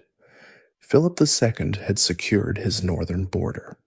He was now free to turn his gaze south to Greece, and the Illyrians, who had so recently been the masters of the central Balkans, were now just one more piece on the grand chessboard of the new Macedonian superpower. The catastrophic defeat in the Aragon Valley and the death of the aged Bardylus had been a thunderclap, a moment that shattered the Dardanian kingdom and affirmed the terrifying new reality of Macedonian supremacy. Philip II's Sarissa phalanx had not just won a battle, it had ended an era. The Illyrians, for the first time, were a subjugated people, their power broken, their territories reduced, their fierce independence forced to kneel. They paid their tribute, they sent their levies of troops to Philip's army, and they watched with a quiet, burning humiliation as their Macedonian neighbor transformed from a regional victim into the undisputed master of Greece. This new order, however, was built on the military genius and the intimidating will of one man. And in 336 BCE, that one man was suddenly, violently, and spectacularly removed from the world. The assassination of Philip II at his daughter's wedding was a bolt of lightning that struck the very heart of the Macedonian Empire. The king was dead, and his heir, Alexander, was a young man of only 20, his brilliance as yet unproven to the world. As the news echoed up the river valleys and into the high gradine of the Dinaric Alps, it was received as a trumpet blast of opportunity. The chains were broken. The tribes that had been cowed by the father would not, they reasoned, remain subservient to the son. This was the moment for which a new generation of Illyrian leaders had been waiting, and its chief proponent was a man who bore the loss of 358 BCE as a personal inheritance, Clitus, the son of the slain king Bardylus. Clitus had inherited his father's throne, but not his father's empire. He was a king of a diminished, humbled people, and he was determined to restore the Dardanian glory that Philip had extinguished. He was not a reckless fool. He knew the power of the Macedonian phalanx. But he also knew the Macedonians were vulnerable, their new king untested, their southern Greek allies in Athens, and Thebes already whispering of revolt. Clitus began to move. He forged a powerful anti-Macedonian coalition, a revival of Illyrian strength. He secured the allegiance of Glaucius, the king of the Taulanti, a powerful tribe to the south and west, and he also drew in the Otariatai, the ancient rivals of his own people, in a rare display of Illyrian unity against the common oppressor. The plan was simple: a massive, coordinated, multi-front uprising to overwhelm the young king and reclaim their ancestral lands. Alexander, however, was not his brother Perdiccas, and he was not some untested boy. He was, as the world would learn, Philip's son, and then some. Before he could even dream of fulfilling his father's great ambition, the invasion of Persia, he had to secure the volatile tinderbox he had inherited. In the spring of 335 BCE, he turned his army north, not west, for a whirlwind campaign that would demonstrate the blinding speed and brutal efficiency that would one day carry him to India. He marched first against the Thracians and then wheeled west toward the Illyrians, his phalanx moving with a speed that defied the mountainous terrain. Clitus and his allies had gathered their forces at Pelium, a formidable Dardanian hill fort that commanded a strategic pass into the heart of their territory. It was a classic Illyrian stronghold, perched on a high wooded ridge, protected by steep slopes and its own strong walls. Here, Clitus and his Dardanian warriors waited, preparing to sacrifice victims: 3 boys, 3 girls, and 3 black rams, according to one account, in a dark, ancient ritual for victory. Alexander, arriving with his army, found himself in a precarious position. He was in a narrow river valley, with Clitus and the main Dardanian force holding the high ground in the fortress before him. As he was preparing his siege, the alarming news arrived. Glaucius, king of the Taulanti, had arrived with a massive army of his own, and he had occupied the mountains behind Alexander. The Macedonians were trapped. The hunter had become the prey, caught in a seemingly perfect Illyrian pincer, with enemies to his front and to his rear. What happened next became a legend of military history, a testament to Alexander's psychological genius. Trapped in the plain, with the Illyrians watching from the heights, expecting a panicked breakout, Alexander did the opposite. He ordered his phalanx to form up in full battle array. Then, in the unnerving absolute silence of the valley, he commanded them to drill. The army of 20,000 men, as a single entity, began to move. The sarissas rose and fell, the ranks pivoted, they advanced and retreated, all in perfect, silent unison, a terrifying display of pure, inhuman discipline. The Illyrians on the hills, accustomed to the chaotic, screaming charges of tribal warfare, were reportedly mesmerized, then deeply unnerved by this silent, machine-like demonstration. Alexander then ordered a sudden, single, deafening war cry from his entire army, a blast of sound that echoed from the cliffs, and the Illyrians, their confidence shattered, instinctively retreated from their most exposed positions. This was the opening Alexander needed. He had demonstrated his superiority in discipline. Now he would demonstrate it in tactics. That night, under the cover of total darkness, he launched a daring secret operation, slipping his entire army out of the trap, crossing the river in the valley to a safer position, leaving the Illyri to believe he had fled in terror. For several days, he waited. The Illyrian coalition, Glaucius and Clitus, seeing the Macedonian camp empty, grew complacent, believing the young king had been defeated and was in full retreat. Their camps became lax, their sentries relaxed. This was precisely Alexander's plan.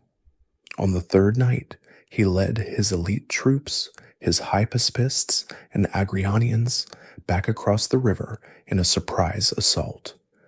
They fell upon the Taulanti camp like wolves, a devastating, shocking night attack that caught the Illyrians completely unprepared.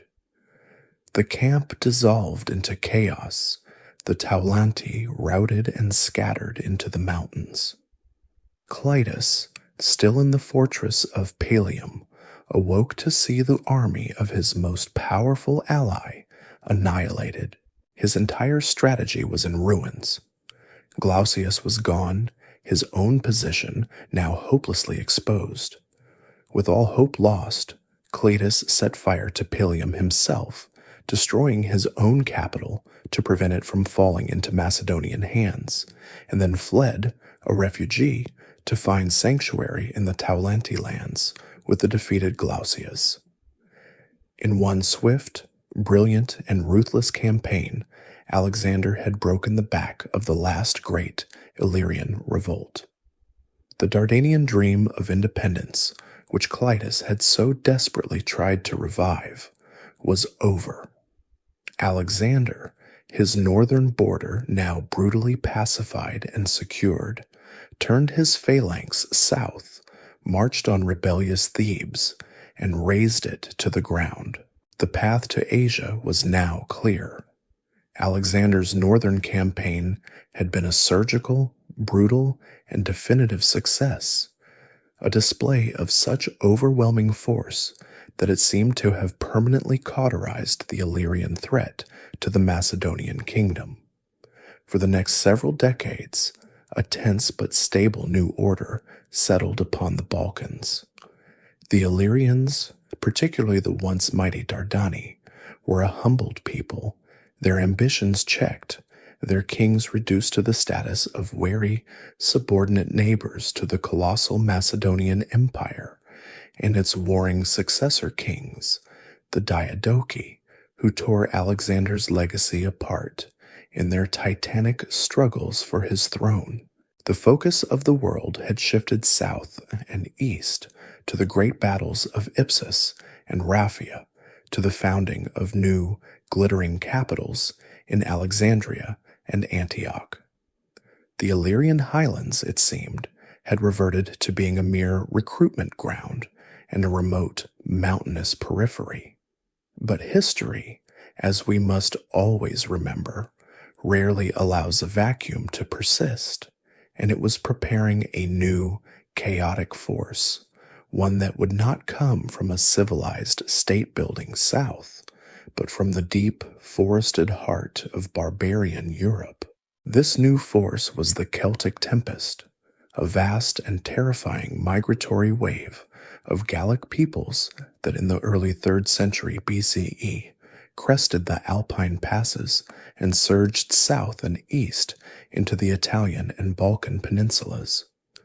This was not an army in the sense that Philip or Alexander would have understood.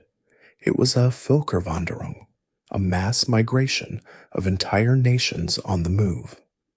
These were warriors of the Latin culture, a sophisticated Iron Age civilization defined by its swirling abstract art, its mastery of metalwork, and a warrior ethos of ferocious, individualistic bravery. They traveled with their wives, their children, and their belongings piled high in heavy wagons, a moving city of people driven by land hunger and a restless, expansionist energy. They had already sacked Rome a century earlier, in 390 BCE, and had settled in the fertile Po Valley of northern Italy. Now, a new generation was pushing east, their eyes set on the rich, undefended lands of the Balkans and the legendary, fabulous wealth of Greece and Macedon. The Illyrian lands, particularly the Dardanian kingdom and the tribes of the Pannonian basin to their north, lay directly in the path of this human avalanche. The Celts poured down the river valleys of the Sava and the Morava, a tide of tens of thousands, their appearance and methods of warfare profoundly alien and terrifying.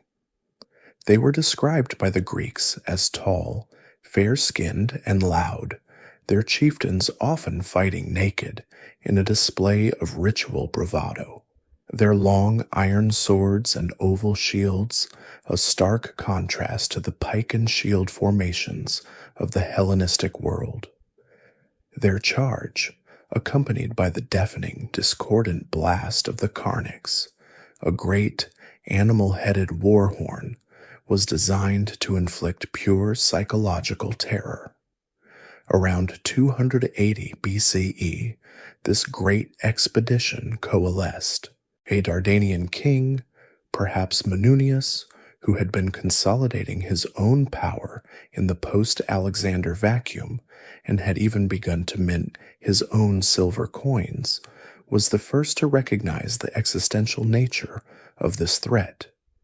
He saw that these invaders were not mere raiders like his ancestors, but a force that could displace his people entirely.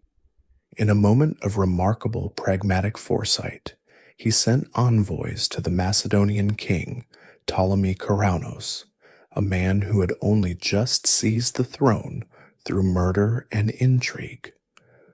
The Dardanian king offered Karaunos a military alliance, a joint army of 20,000 Illyrian warriors, to stand with the Macedonians against the Celtic tide.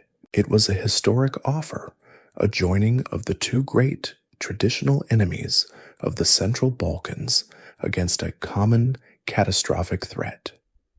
Ptolemy Karaunos, in an act of almost unbelievable arrogance that would seal his doom, laughed off the offer. He reportedly told the Dardanian envoys that the Macedonians, conquerors of Asia, needed no help from barbarians to defend their own land. He had insulted and dismissed the only ally who truly understood the nature of the enemy. The Dardani rebuffed, pulled their forces back to defend their own mountain passes.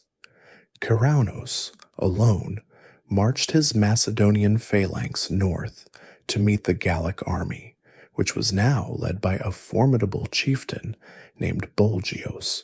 The battle in 279 BCE was a disaster on a scale Macedon had not seen since the days of Perdiccas III. The Gallic charge, ferocious and chaotic, completely overwhelmed the Macedonian flanks. Karaunos was thrown from his war elephant, captured alive, and promptly beheaded. The Gauls, in a terrifying display of their own cultural traditions, mounted his head on a spear and paraded it before their cheering army. The Macedonian kingdom, leaderless and broken, collapsed into anarchy. The tempest was now fully unleashed. The Gauls, with no organized army left to oppose them, swept south. One great column, led by a chieftain named Brennus, a name perhaps meaning king or raven, plundered the shattered ruins of Macedon and then continued south, his objective the most sacred and wealthy target in all of Greece, the Oracle of Apollo at Delphi. The story of their assault on Delphi and their eventual repulse by a coalition of Greek states, aided, as the legends claim, by the god Apollo himself in the form of a blinding snowstorm, became one of the most famous tales of the age. But for the Illyrians, the story was not one of divine intervention. It was one of survival and profound, lasting change. While Brennus marched to Delphi, other Celtic bands remained, settling in the lands they had just conquered. The Dardanian kingdom, though it had survived the initial shock, was now locked in a permanent, grinding, low-intensity war on its northern border with these new, unwelcome neighbors. Most significantly, a powerful Celtic tribe, the Scordisci, settled at the crucial confluence of the Sava and Danube rivers near modern Belgrade. They did not just pass through, they stayed. They established their own hill forts, their own oppida, and they began to intermarry and merge with the native Illyrian and Thracian populations, creating a new, potent, and volatile Celto-Illyrian cultural and political hybrid that would dominate the region for the next century. This Celtic invasion, therefore, was a profound destabilizing event. It shattered the old Dardanian-Macedonian dynamic, weakened the traditional inland Illyrian powers, and left the entire central Balkan region in a state of fractured, violent flux. And it was in this new vacuum, this new world of chaos and opportunity, that an old Illyrian people living far to the south on the Adriatic coast would seize their chance to build an entirely different kind of kingdom. The Celtic tempest, as we have seen, had ripped a great chaotic void in the center of the Balkan peninsula. It left the old Macedonian kingdom shattered and scrambling for survival, and it locked the once dominant Dardanian highlanders into a long, grinding, and permanent defensive war against the new Celtic Illyrian tribes, like the Scordisci, who had settled on their northern frontier. This violent rearrangement of the inland powers, this inward collapse of the continental giants, had an immediate and profound consequence. It took all pressure, all attention, and all semblance of order off the Adriatic coast. For a generation, the sea was left to itself, a vacuum of power. And it was into this vacuum that a new southern Illyrian kingdom would rise, a power built not on silver mines or mountain pastures, but on salt water, pine tar, and the swift, oar-driven limbus. Our gaze, therefore, must travel back from the war-torn interior, leaving the Dardanian mountains behind, and descend to the dramatic southern coastline, to the lands of the Ardii. This was the tribe, you may remember, that had been pushed to the sea long ago, the people who had settled around the deep, fjord-like Bay of Kotor and the great, strategic Lake Skadra. They had always been pirates, a localized menace to Greek shipping. But in the mid-3rd century BCE, in this new world of shattered empires, a king emerged who saw far beyond the traditional smash-and-grab raid. His name was Agron. He was the son of a king named Pluridas, and he had inherited the leadership of the Ardeaean people, but he possessed an ambition far greater than any of his predecessors. He was, in essence, the Philip II of the coast. Where Bardylus had used silver to forge a professional land army, Agron used the profits of piracy to forge a professional navy. He took the scattered independent captains of the Lembi and centralized them into a single royal fleet, a state-controlled instrument of war and policy. This was not a small-time operation. The historian Polybius, and our most sober guide for this period, speaks of Agron as the master of the most powerful military force by both land and sea of any Illyrian king that had come before. His kingdom, with its capital at Rhizon, modern Risan, in the Bay of Kotor, or perhaps at the great fortress of Skodra, Shkodr, became a true thalassocracy, a sea empire. His ships were no longer just raiding merchant vessels. They were attacking cities, blockading ports, and demanding tribute from the Greek colonies of Epidamnus and Apollonia, which were now forced to accept his protection. Agron's power was built on the perfection of the Illyrian naval weapon, the lembus. These were not the heavy, lumbering quinqueremes of the Carthaginians or the Romans, ships designed for ramming in open sea battles.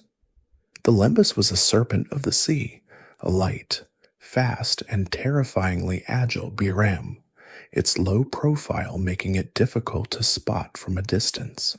It was designed for the specific geography of the Adriatic coast, able to hide in the thousands of coves, to navigate the shallow, rocky channels between islands, and to strike with overwhelming speed. Agron's innovation was to use them not just as individual raiders, but as troop transports, packing them with his elite Illyrian foot soldiers and using his fleet to project his land army anywhere along the coast, a seaborne lightning strike that his enemies, locked in their walled cities, could not predict. The moment of this new kingdom's dramatic entrance onto the world stage came in 231 BCE. Far to the south, in mainland Greece, the Aetolian League, a powerful and aggressive confederation, was besieging the Acarnanian city of Medion. The Acarnanians, their situation desperate, looked for an ally. They did not or could not appeal to the weakened Macedonian king. Instead, in a move that signals the new geopolitical reality, they sent their desperate appeal north to the barbarian pirate king Agron. They offered him money and an alliance in exchange for his help in lifting the siege. For Agron, this was the perfect opportunity. It was a chance to demonstrate his new professional army, to earn the prestige of intervening successfully in the complex, civilized affairs of Greece, and to establish his kingdom as the new, indispensable power of the region. He accepted. 100 lembi were gathered, and 5,000 of his best warriors were put on board. This was not a pirate raid. It was a naval expedition. The fleet sailed south, under the cover of night, slipping unseen past the Aetolian patrols, and landed just before dawn on the coast near Medion. The Illyrians disembarked in silence and formed up their ranks, and as the sun rose, they marched inland directly toward the Aetolian camp. The Aetolians, secure in their siege works, were taken by complete and utter surprise. They had been expecting an attack from the city, from their front, not from a professional army appearing suddenly from the sea at their rear. The Illyrians charged with their characteristic ferocity, and the Aetolian lines, composed of the supposedly superior Greek hoplites, buckled and then broke completely. The rout was total. The Illyrians, as was their custom, gathered the spoils of the Aetolian camp, rounded up the prisoners, and as swiftly as they had arrived, marched back to their ships and sailed for home, leaving a scene of chaos and a stunned Greek world in their wake. The victory at Medion was the greatest triumph of Agron's reign. It announced the arrival of the Ardeaean kingdom as a first-rate Mediterranean power. When the lembi returned to Scodra, laden with Aetolian armor, captured treasure, and the news of their stunning victory, the capital erupted in celebration. The historian Polybius paints a vivid and tragic final scene. Agron, overjoyed at the news, seeing his ambitions so perfectly realized, gave himself over to the celebrations. He held a massive feast for his victorious nobles, and in the Illyrian tradition, the drinking was deep and prolonged. The king, exultant, drank so much that in the midst of the revelry, he was seized by a violent fit of pleurisy, though it was perhaps a more sudden, catastrophic event, like a stroke or a ruptured aorta. Within a few days, King Agron was dead, struck down not by an enemy's spear, but by his own moment of ultimate triumph. He died at the absolute zenith of his power, leaving behind a young son, Pinnes, who was far too young to rule. The kingdom, this new, formidable, and aggressive pirate empire, its fleet controlling the sea, its army feared in Greece, passed into the hands of Agron's principal wife, a woman who would soon become the most famous and infamous name in all of Illyrian history, the Queen Toda. The sudden death of King Agron, struck down at the very apex of his triumph, was a seismic shock to the new Ardeaean kingdom. It left a dangerous vacuum. The throne, in theory, passed to his young son, Pian, who was but a child, a figurehead in a kingdom of hardened warriors and ambitious nobles. The true power, the regency, was seized by a figure of remarkable and, as it would turn out, fateful determination. Queen Toda, Agron's principal wife and Pian's stepmother. Toda, whose name echoes down through history with a particular resonance of defiance, was not a mere placeholder. She was, from the first moment, an absolute ruler, and she was possessed by a worldview that was both fiercely Illyrian and dangerously myopic. She seems to have believed that the kingdom Agron had built was invincible, that the victory at Medion was not a fortunate surprise, but the natural order of things, and that the civilized powers to the south were in fact weak, decadent, and ripe for the plundering. Where Agron had begun to professionalize piracy into a tool of state policy, Toda, in her ambition to consolidate her own power and satisfy the warrior aristocracy upon whom her regency depended, simply unleashed it. She took Agron's centralized navy and, in essence, privatized it, giving broad, sweeping letters of marque to her commanders. The historian Polybius, our only significant, though admittedly hostile source, states her policy with stark clarity. She actively encouraged her captains to plunder all comers, declaring that, from the Illyrian kingdom's perspective, no ship at sea was an ally. It was a declaration of open season on the entire Mediterranean. This was not a subtle diplomatic maneuver. It was the roar of a new, predatory power, one that had suddenly found itself without a master and was now drunk on its own success. And so, the Lemby fleets, which had so recently returned as a victorious Royal Navy, poured from the Bay of Kotor and the ports of Skadra. They swarmed south in greater numbers than ever before, a plague of fast, light ships upon the sea lanes. Their operations became bolder, more ambitious, and more brutal. They no longer just nibbled at the edges of Greek commerce. They began to lay siege to the great coastal cities. They launched a massive, audacious attack on Epidamnus, the rich Greek port that had long been a target. Though they were ultimately repulsed from its high walls, the sheer scale of the assault sent a wave of terror through the Greek world. From there, they turned south and in 230 BCE achieved an even more stunning victory than Medion. They sailed to Epirus, landed their forces, and through a combination of brilliant nighttime tactics and Celtic mercenary treachery, captured the city of Phenice. This was not some minor trading post.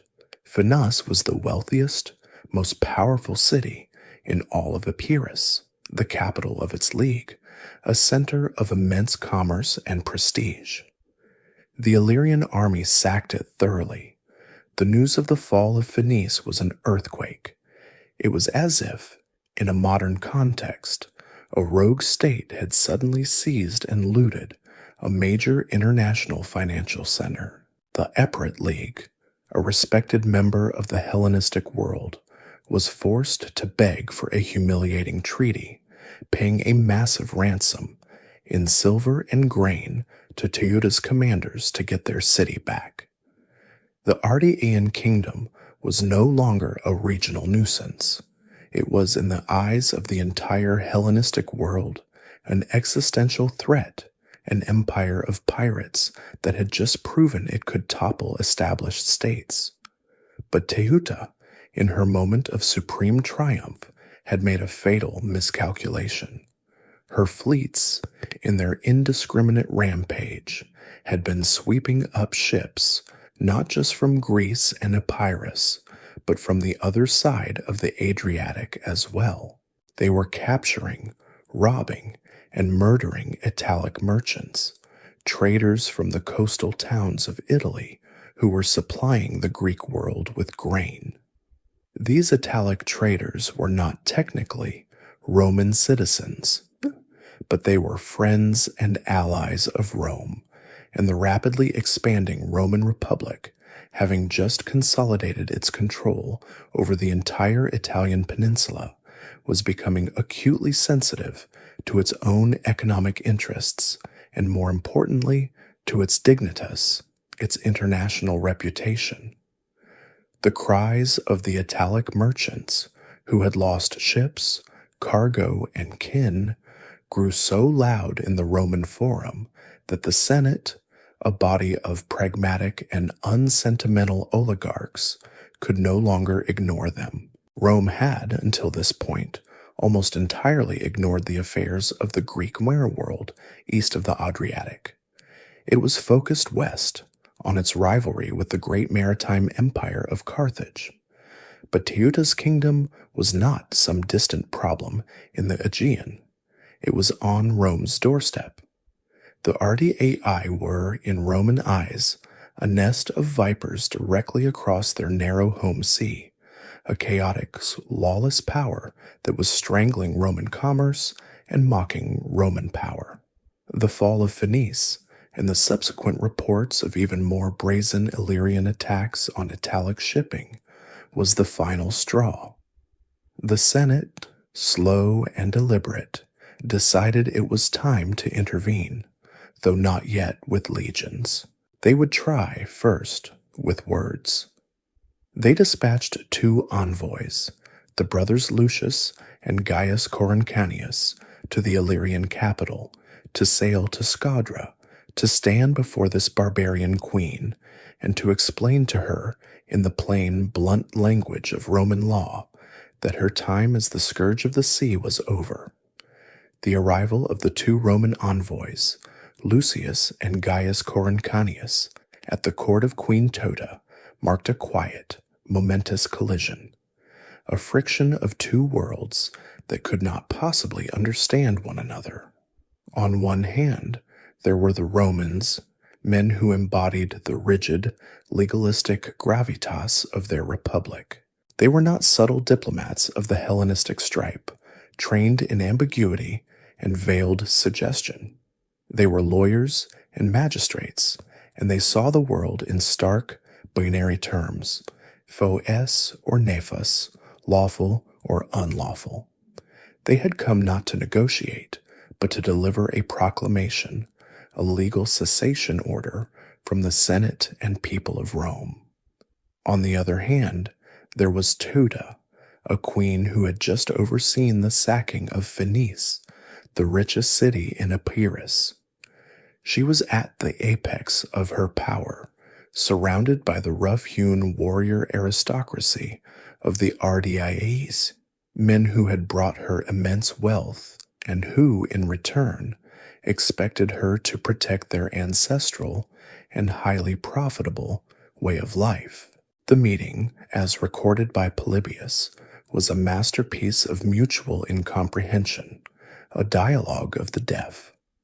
The Roman envoys, standing stiffly in their togas, presented their case with cold formality. They methodically listed the Italic merchants who had been robbed, the ships that had been sunk, the men who had been murdered by her fleets. They concluded with the blunt demand of the Senate that she put an end to these attacks, make restitution for the damages, and control her subjects. To the Roman mind, this was simple. A state is responsible for the actions of its agents, but they were not speaking to a Roman magistrate. They were speaking to an Illyrian queen whose power rested on a completely different foundation. Teuta, according to Polybius, listened to this list of grievances with a womanish and unreasoning arrogance. She did not see these acts as crimes. She saw them as the legitimate fruits of victory, the traditional right of her people. She responded with an answer that, in its own context, was perfectly logical, but to the Roman ears was an absurdity. She replied that it was not the custom of the Illyrian kings to prevent their subjects from taking private booty from the sea. The kingdom, she explained, had no law against it. She would ensure that her royal fleets did no public harm to Rome, but she could not and would not interfere with the private enterprise piracy of her people. This answer, this legal distinction between public and private piracy, was to the Romans an intolerable, almost insane piece of barbarian logic chopping. One of the envoys, Polybius says it was the younger, more hot-tempered of the two, lost his patience. He abandoned the language of diplomacy for the sharp, insulting language of a Roman superior. "Well, Teuta," he retorted, "the Romans have an excellent custom, which is to use the power of the state to avenge private wrongs, and we shall, with the gods' help, do our best, and that right soon, to compel you to mend your royal customs." It was an open threat, a profound insult delivered to the face of a proud and victorious monarch in her own court, a statement that Roman law would be imposed upon her by force. The queen's rage was absolute. This was an intolerable offense to her own majestas, her authority and dignity. She was insulted, not just as a queen, but as a woman, in a womanlike fashion, as Polybius scornfully insists. She gave no immediate reply, but she did not forget the slight. The envoys were dismissed, their mission a failure. They left the court, made their way back to their ship, and set sail for Italy, no doubt composing the harsh report they would deliver to the Senate. But they would not make it home. Teuta, in a fit of vengeful fury, dispatched several of her lembi with a clear command. The Illyrian ships, fast and silent, overtook the Roman vessel in the straits. Her assassins boarded the ship, and they murdered the one envoy who had spoken so insolently. The other brother, Gaius, was taken prisoner, though the rest of the crew was allowed to flee. This was the act that sealed the fate of the Ardeaean kingdom. When the news reached Rome, not just of the diplomatic failure, but of the murder, the assassination of a sacred legatus of the Roman people, the reaction was not debate. It was a cold, unified, and immediate fury. This was not about commerce anymore. This was a casus belli of the most profound kind, a violation of the ius gentium, the law of nations, which held the person of an ambassador to be inviolable. To murder an envoy was to declare war on the gods and on Rome itself. The Senate, in a display of public outrage, had an embassy of Illyrian ambassadors who were in Rome at the time, perhaps sent by Teuta to smooth things over, seized and thrown into prison. They then declared war and began to prepare, for the first time in their history, to send a consular army across the sea. In 229 BCE, The machine of Roman state warfare, methodical and overwhelming, was brought to bear. This was not to be a small punitive expedition. 2 consuls, the highest magistrates of the Republic, were assigned the task: Gnaeus Fulvius Centimalus, who would command the fleet, and Lucius Postumius Albinus, who would command the legions. A fleet of 200 quinqueremes, warships far heavier and more powerful than anything Teuta possessed, was assembled. Transports were gathered to carry an army of 20,000 legionaries and 1,000 cavalry. This was the full, crushing weight of a Roman consular army, the same instrument that had conquered Italy, and it was now, for the first time, being projected east, across the Adriatic, into the Hellenistic world. As this vast armada prepared to sail from Brundisium, Queen Teuta, oblivious to the scale of the storm she had summoned, was continuing her operations as if nothing had changed. She was, in fact, at the height of her power, dispatching another great fleet to lay siege to both Epidamnus and Corcyra, the 2 great Greek cities on the coast.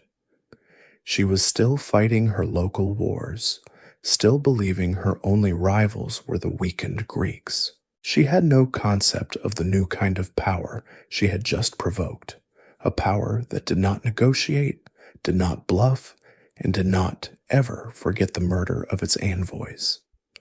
The western horizon began to darken with a forest of Roman sails, and the First Illyrian War had begun. The Roman armada, 200 warships, and a full consular army, was a force of a different magnitude than anything the Adriatic had ever witnessed, a display of industrial-scale power that Queen Teuta, in her hill fort at Scodra, could neither comprehend nor counter. But the key to the Roman victory would not in the end be a legionary storming a breach. It would be an act of betrayal, a quiet, calculated defection from within the Illyrian kingdom itself. And the man who held the knife was not an Illyrian of the Ardeaean heartland, but a Greek, a wily and ambitious adventurer from the island of Pharos, modern Hvar, a man named Demetrius. Demetrius of Pharos was, in many ways, the perfect product of his chaotic age. He was a Hellenistic man, not a tribal Illyrian. He was well educated, spoke Greek, understood the complex, shifting politics of the post-Alexandrian world, and was utterly, brilliantly, and ruthlessly unburdened by loyalty to anyone but himself. He had been a high-ranking commander under King Agron and had continued his service under Teuta. At the moment the Roman fleet set sail, Teuta had entrusted him with the most crucial, strategic post in her entire kingdom: the governorship of the great island and city of Corcyra, modern Corfu, which her forces had recently captured from the Greeks. She had made him, in essence, the warden of her southern gate. Demetrius, a far more astute political observer than his queen, watched the western horizon. He did not see an opportunity for Illyrian glory. He saw the inevitable, crushing arrival of the future. He understood what Teuta did not, that Rome was not Epirus, and this was not a war that could be won. He saw the Roman armada as a tide to be ridden, not resisted. And so, even before the main Roman fleet arrived, he had secretly sent his own envoys to the consuls, offering them a deal.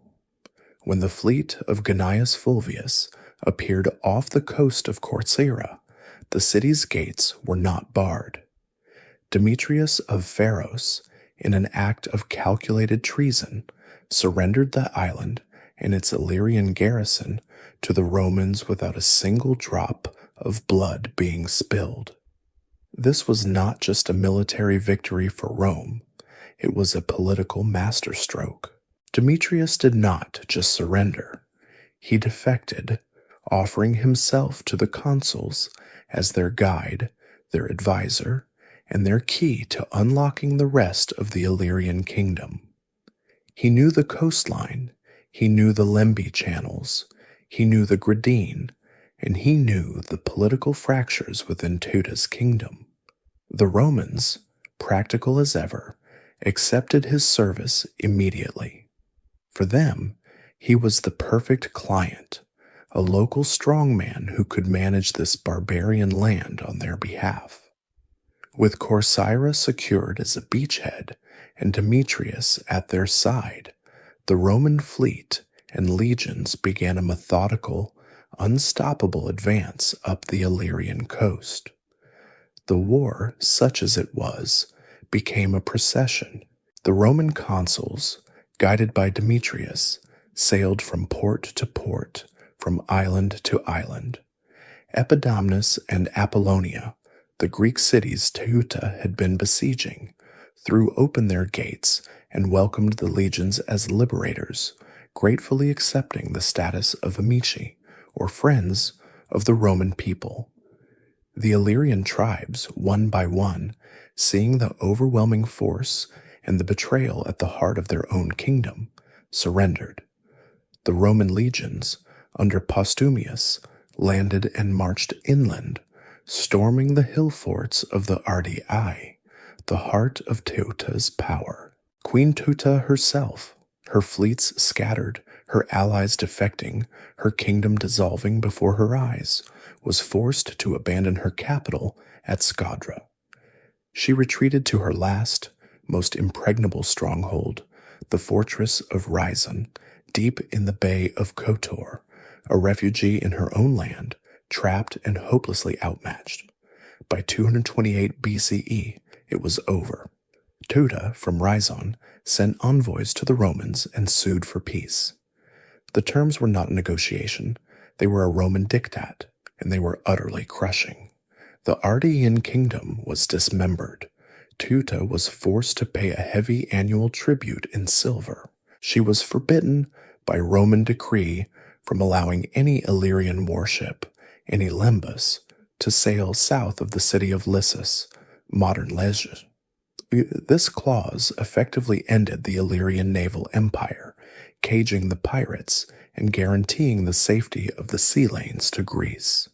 Finally, she was forced to abdicate, to renounce her regency, and to recognize the authority of the Roman-backed child king Pin. Her name vanishes from history, a testament to the sudden and total nature of her fall. But the most significant part of the treaty was what it gave. The Romans, true to their word, rewarded their collaborator. They carved out a new, personal kingdom for Demetrius of Pharos from the wreckage of Teuta's realm. He was made the ruler of his home island of Pharos and a substantial stretch of the surrounding coast, becoming Rome's chief client king in the region, the official guardian of the new Roman order. The legions and the fleet then sailed back to Italy, their mission accomplished.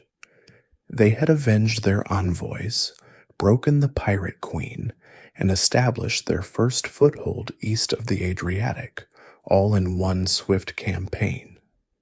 Demetrius, however, was not a loyal servant. He was an opportunist who had just been taught a powerful lesson, that great powers could be played against one another. He was now a Roman client, but his old, ambitious, Illyrian Greek soul remained. He ruled his new coastal kingdom, and he began to watch the shifting sands of politics. He saw that Rome, having won its victory, was turning its attention back to the west, to the new, terrifying threat posed by Hannibal Barca and the rising power of Carthage. The Eastern Sea, as Rome's consuls believed, was pacified.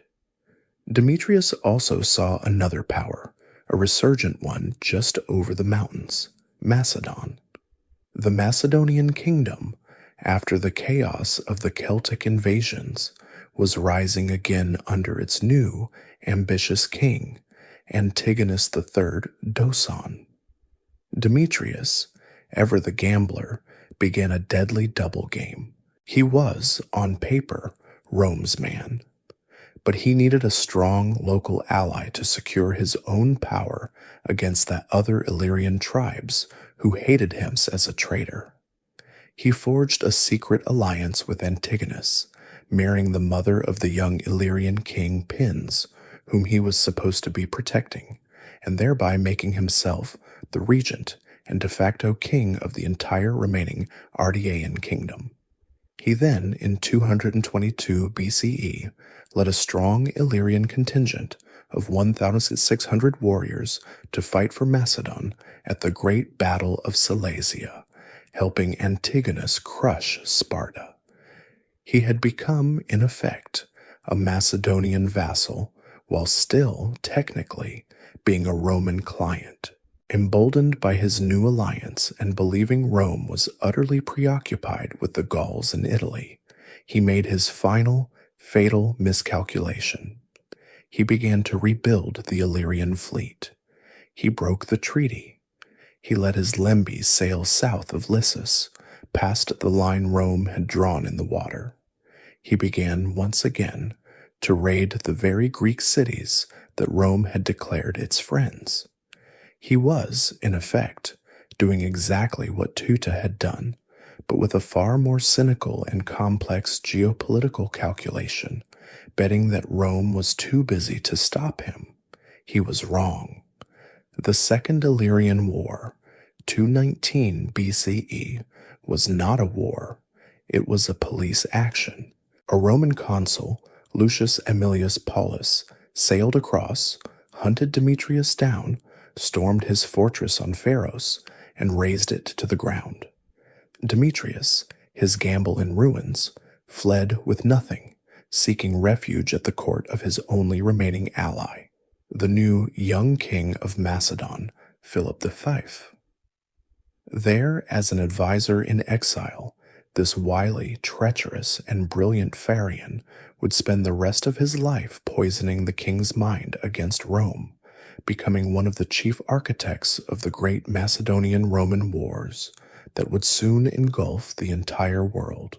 The flight of Demetrius of Pharos to the court of Philip V had been a pivotal moment, a seed of anti-Roman resentment that he had successfully planted in the heart of the Macedonian king, helping to ignite the long, grinding Macedonian-Roman wars.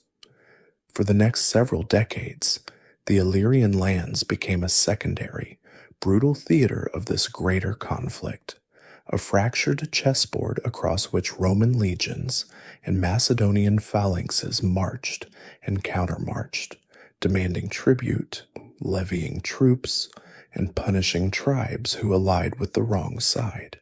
The old Ardeaean kingdom, broken by Tuta's fall and Demetrius's folly, was a fragmented Roman protectorate, its tribal leaders forced into the humiliating role of client kings, their authority dependent on the goodwill of a distant Roman Senate.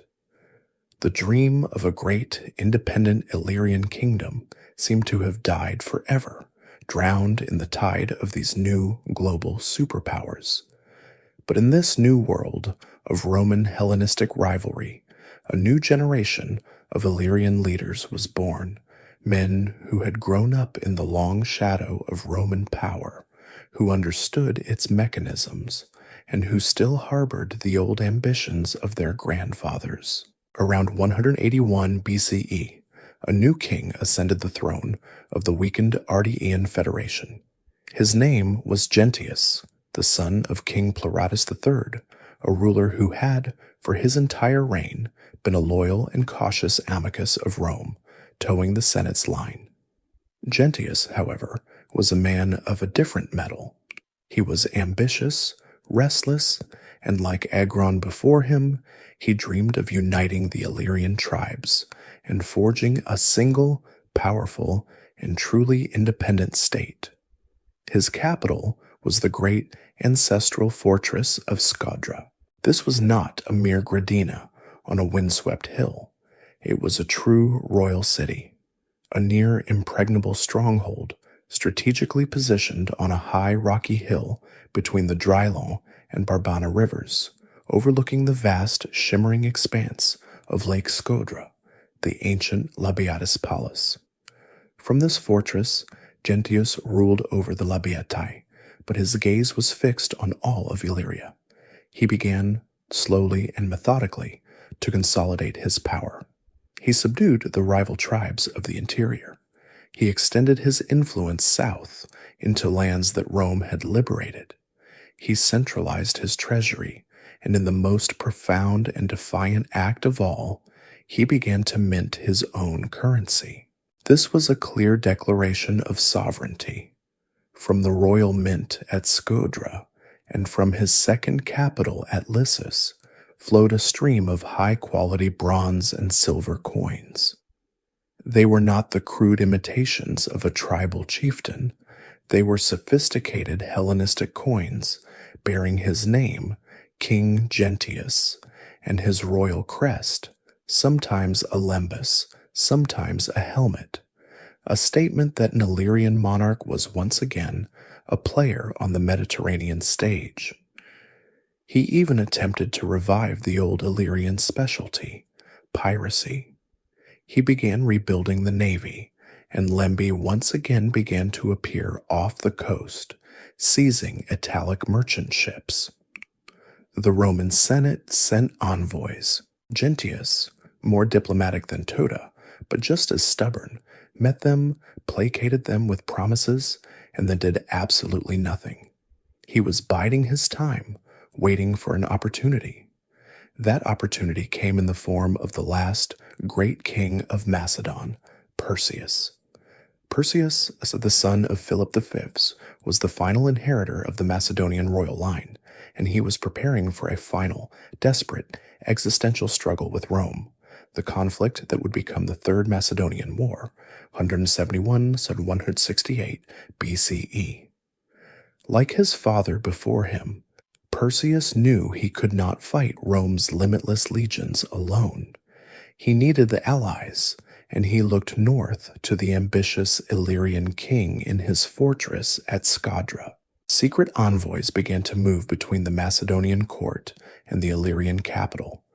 Perseus offered Gentius what he craved, a formal alliance, recognition as a true and equal king, and most importantly, gold. The negotiations were tense. Gentius, a canny player, knew the value of his position. If he could open a second front, he could draw Roman legions away from Perseus's main army in Greece, a service for which he demanded a high price.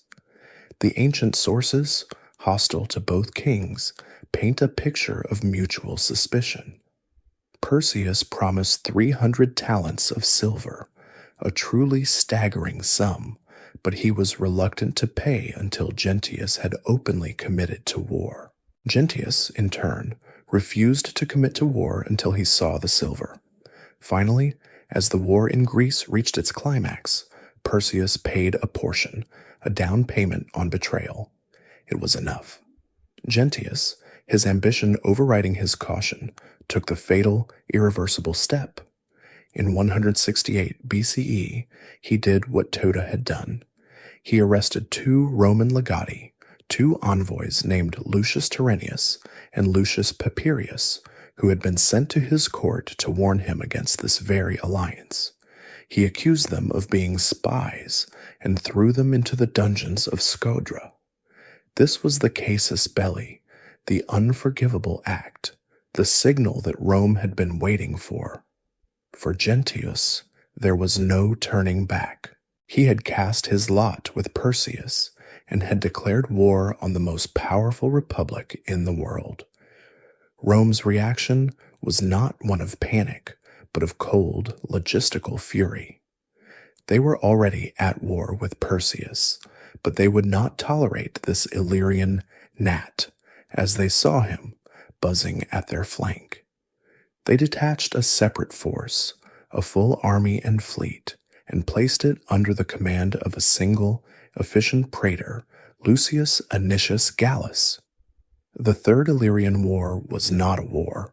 It was a 30-day campaign, a clinical, systematic takedown. Anicius's fleet swiftly hunted down and destroyed Gentius's newly built navy of Lembi near Epidamnus. At the same time, his legions landed and marched inland with blinding speed, straight for the heart of the kingdom, the capital at Scadra. Gentius, his army composed of tribal levies, tried to meet the Romans in the field, but his forces were brushed aside by the legions. He retreated behind the massive walls of Scadra, his only remaining hope. This was his last stand in the fortress of his ancestors. But the Illyrian king was not a seasoned general, and his army was not the Macedonian phalanx. As the Roman siege engines were being prepared, as the reality of his situation, trapped, his ally Perseus fighting for his own life far to the south, his coasts captured, his army defeated, sank in, his nerves broke. The stand of King Gentius, the last stand of an independent Illyrian king, ended not with a heroic, final charge, but with a whimper. After only a few days of siege, Gentius sent word to the praetor that he wished to surrender.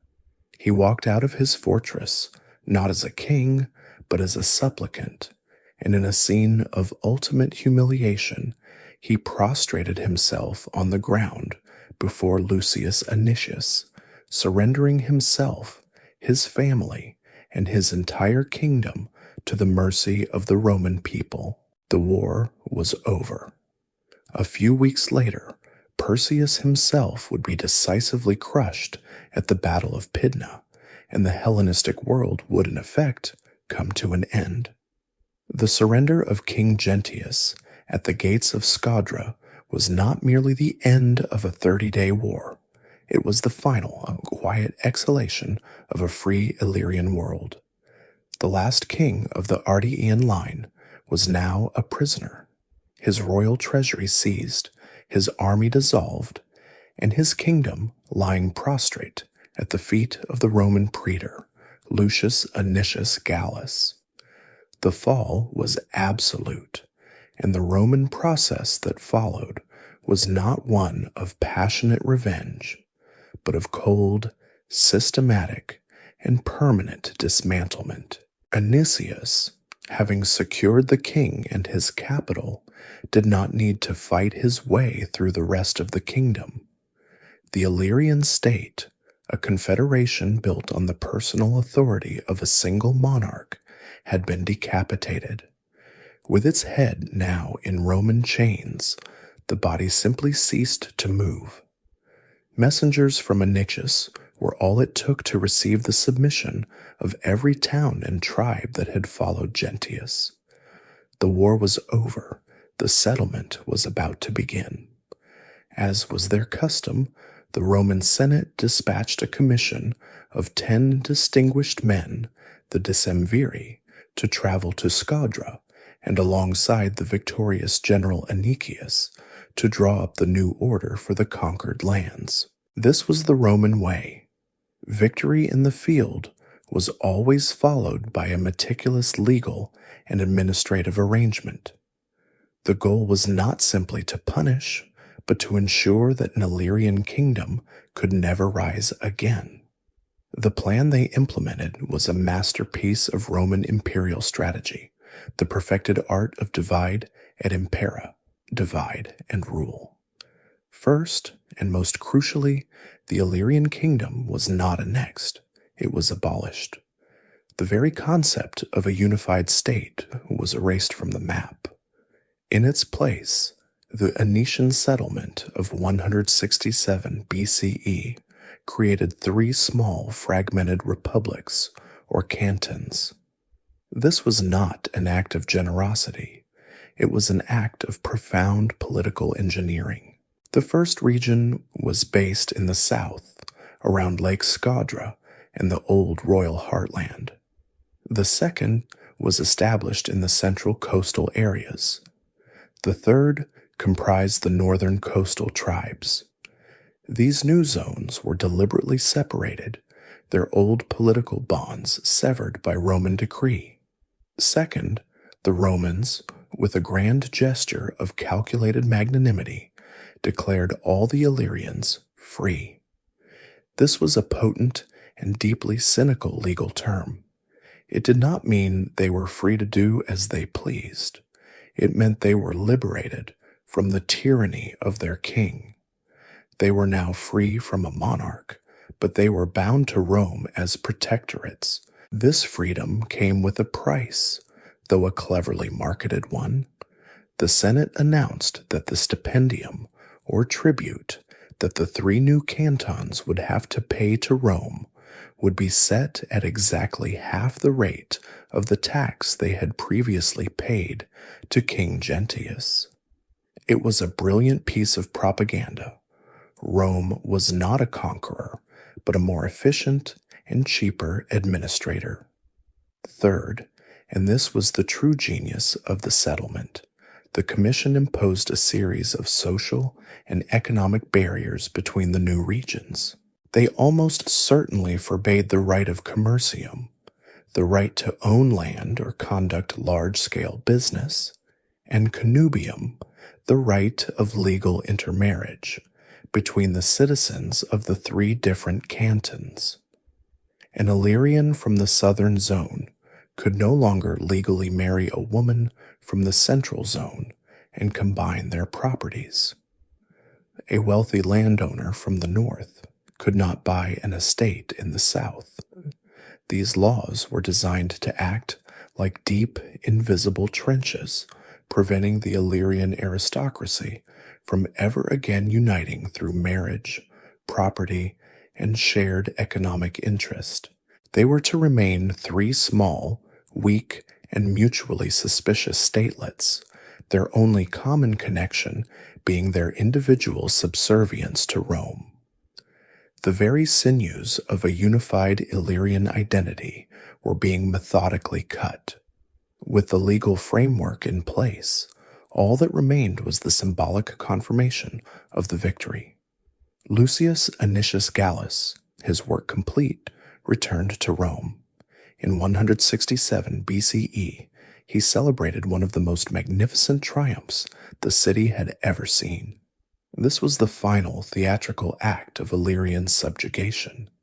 As the Roman crowds cheered, the procession wound its way toward the Capitoline Hill, and there, walking in chains before the gilded chariot of the victorious praetor, was the pathetic figure of Gentius himself, the last Illyrian king.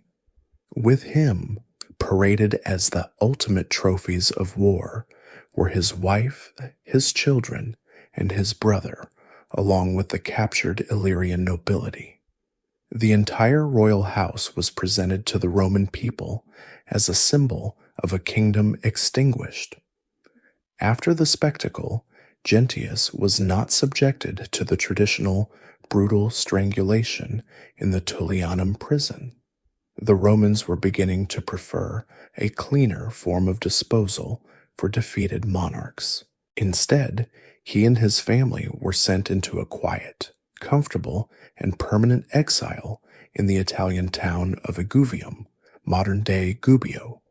There, stripped of his crown, his kingdom, and his name, the man who had dared to mint his own coins and arrest Roman envoys simply vanished into obscurity, a living ghost, his line ending in the soft oblivion of an Italian country town. The fall of Illyria was complete. There was no longer an Illyrian kingdom, no Illyrian army, no Illyrian navy, and no Illyrian king. There was only a collection of free tribes, humbled, divided, and now, for better or for worse, bound permanently to the destiny of Rome. The fall of King Gentius and the triumphal parade of Lucius Anicius Gallus through the streets of Rome was for the senators a satisfying conclusion, the closing of a file. But for the Illyrian peoples, it was merely the beginning of a new, long, and deeply transformative chapter. The Anician settlement of 167 BCE, with its three carefully divided republics, was not, in fact, the final Roman solution. It was a temporary, low-cost experiment in indirect rule. The Romans, at this point in their history, were often reluctant annexers. They preferred the tidiness of protectorates and client kings, a way to ensure stability without the expensive, long-term administrative burden of a formal province. They had broken the back of the only unified Illyrian state, and for now, that was enough. The legions sailed home, and the region was left to its own devices, tethered to Rome only by its annual tribute and the stark memory of the legions. This Roman-enforced fragmentation, however, simply reverted Illyria to its natural pre-Agron state, a mosaic of competing warlike tribes.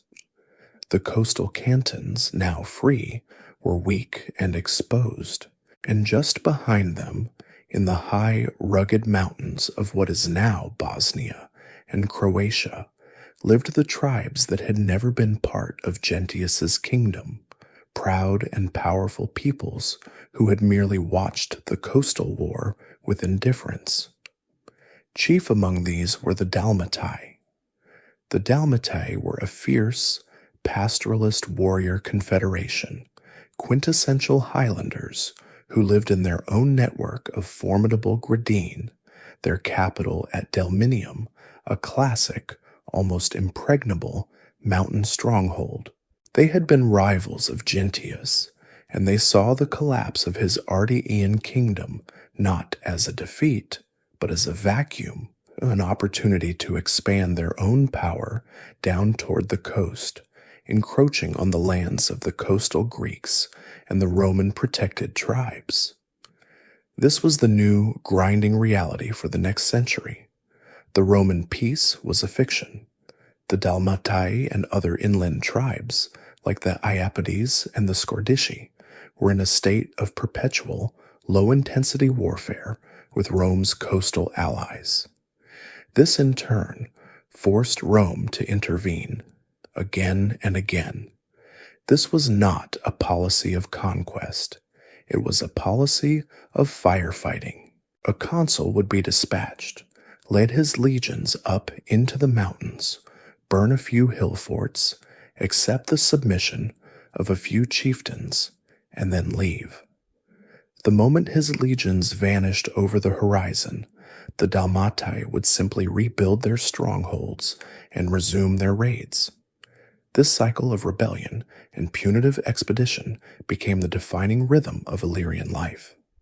In 156 BCE, a full-scale war with the Dalmatai broke out, culminating in the consul Scipio Nasica finally capturing, and in a fit of Roman frustration, burning the capital of Delminium to the ground.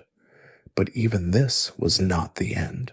The process of true conquest was slow, steady, and it was not accomplished by treaties, but by infrastructure. The real Roman legions were made of stone, timber, and gravel.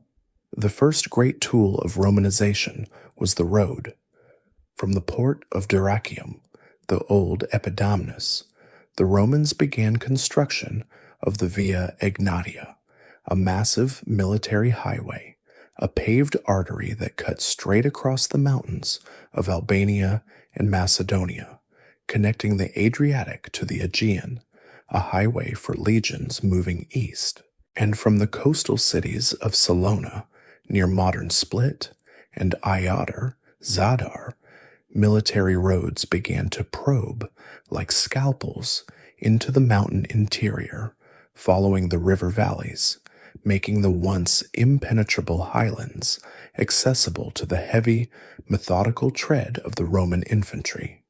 Where the road went, the legion followed, and where the legion stayed, a new reality emerged. This was the formal creation of the Provincia of Illyricum.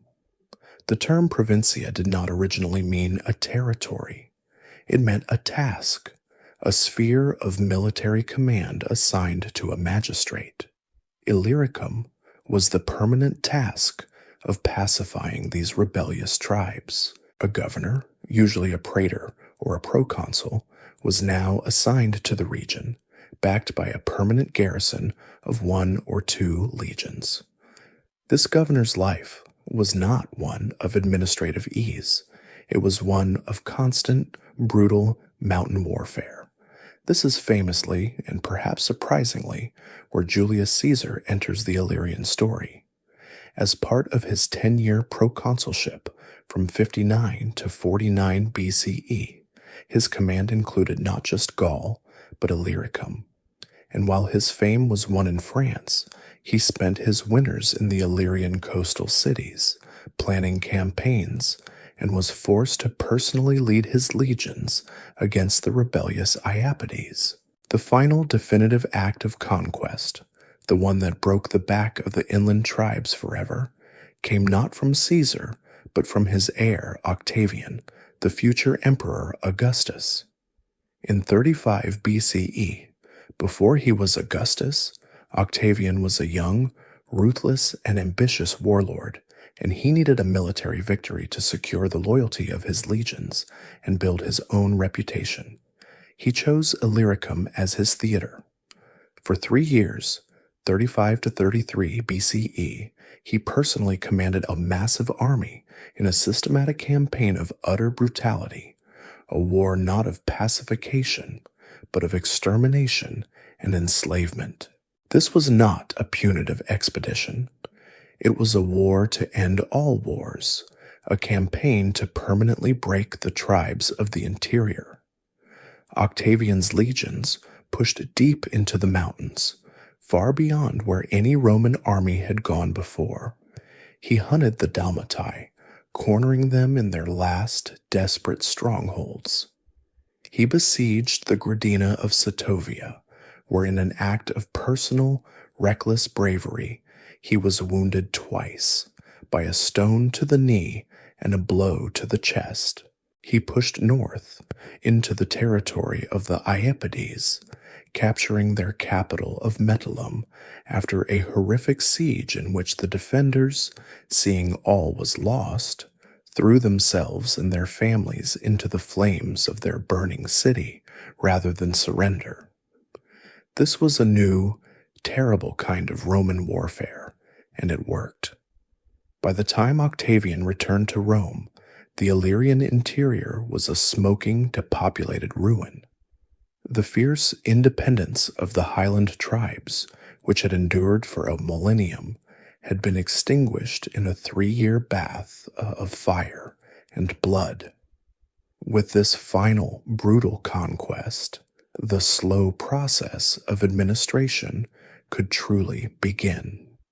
Augustus, now emperor, settled the land. He founded great coloniae for his veterans, planting miniature, gridded Romes at Iater, Salona, and Nerona. These cities, populated by tens of thousands of retired legionaries and their families, were the true engines of Romanization, centers of Latin, law, and loyalty. The province of Illyricum was now finally a reality, a vast territory stretching from the Adriatic deep into the Danubian basin, its coasts dotted with Roman cities, its interior scarred but subdued, its people disarmed and taxed. The old Illyrian world of the Gradina was gone. The new world of the Forum and the amphitheater had arrived. The province of Illyricum, as Augustus had left it after his brutal campaigns, was a land of stark, simmering contradictions. On the sun-drenched coast, magnificent new Roman cities, the coloniae, were rising, filled with the gridded streets, stone forums, and amphitheaters of Salona, Iater, and Nerona. These were islands of Latin, law, and loyalty, populated by thousands of retired, land-owning legionaries, the human anchors of Roman power. But just beyond the coastal mountains, in the vast, roadless highlands of the Dinaric Alps and the Pannonian forests, The old Illyrian world had not died. It had merely been silenced. The tribes, the Dalmatai, the Decidiatai, the Bruci, were still there, living in their traditional civitates, tribal districts, governed by their own native aristocracies, but now under the watchful eye of a Roman procurator and the crushing burden of the imperial tax, the tributum. They had been disarmed, taxed, and in the Roman mind, pacified. This pacification, however, was a veneer, thin as ice over a deep, cold, and resentful sea. For the tribes of the interior, Roman rule was not the gift of civilization. It was, as one of their future leaders would so bitterly articulate, the arrival of wolves who preyed upon the flock. This deep, abiding resentment needed only a single, careless spark to ignite, and in the year 6 CE, Augustus and his stepson, the general Tiberius, provided it. The emperor was at that moment planning the most ambitious military operation of his entire reign, a massive, multi-pronged invasion of Germania, a grand pincer movement designed to crush the kingdom of Maroboduus and the Marcomanni, and to finally push the Roman frontier from the Rhine to the Elbe. This grand strategy required a colossal mobilization, and Tiberius, the field commander, was tasked with assembling the army. He sent word to Illyricum for a delectus, a levy, ordering the supposedly pacified tribes of the Dalmatai and the Pannonians to raise auxiliary cohorts from their best and bravest warriors. These Illyrians were, ironically, famed for their fighting spirit and were a crucial component of the Roman auxiliary forces. The Roman command, in a stunning display of misplaced confidence, ordered the tribes to assemble, arm themselves, and prepare to march north for the emperor's war. They had, in effect, just handed weapons back to a people they had spent a century disarming and given them a perfect, pre-assembled pan-Illyrian army. The spark was lit in central Bosnia among the Diacidiatai tribe.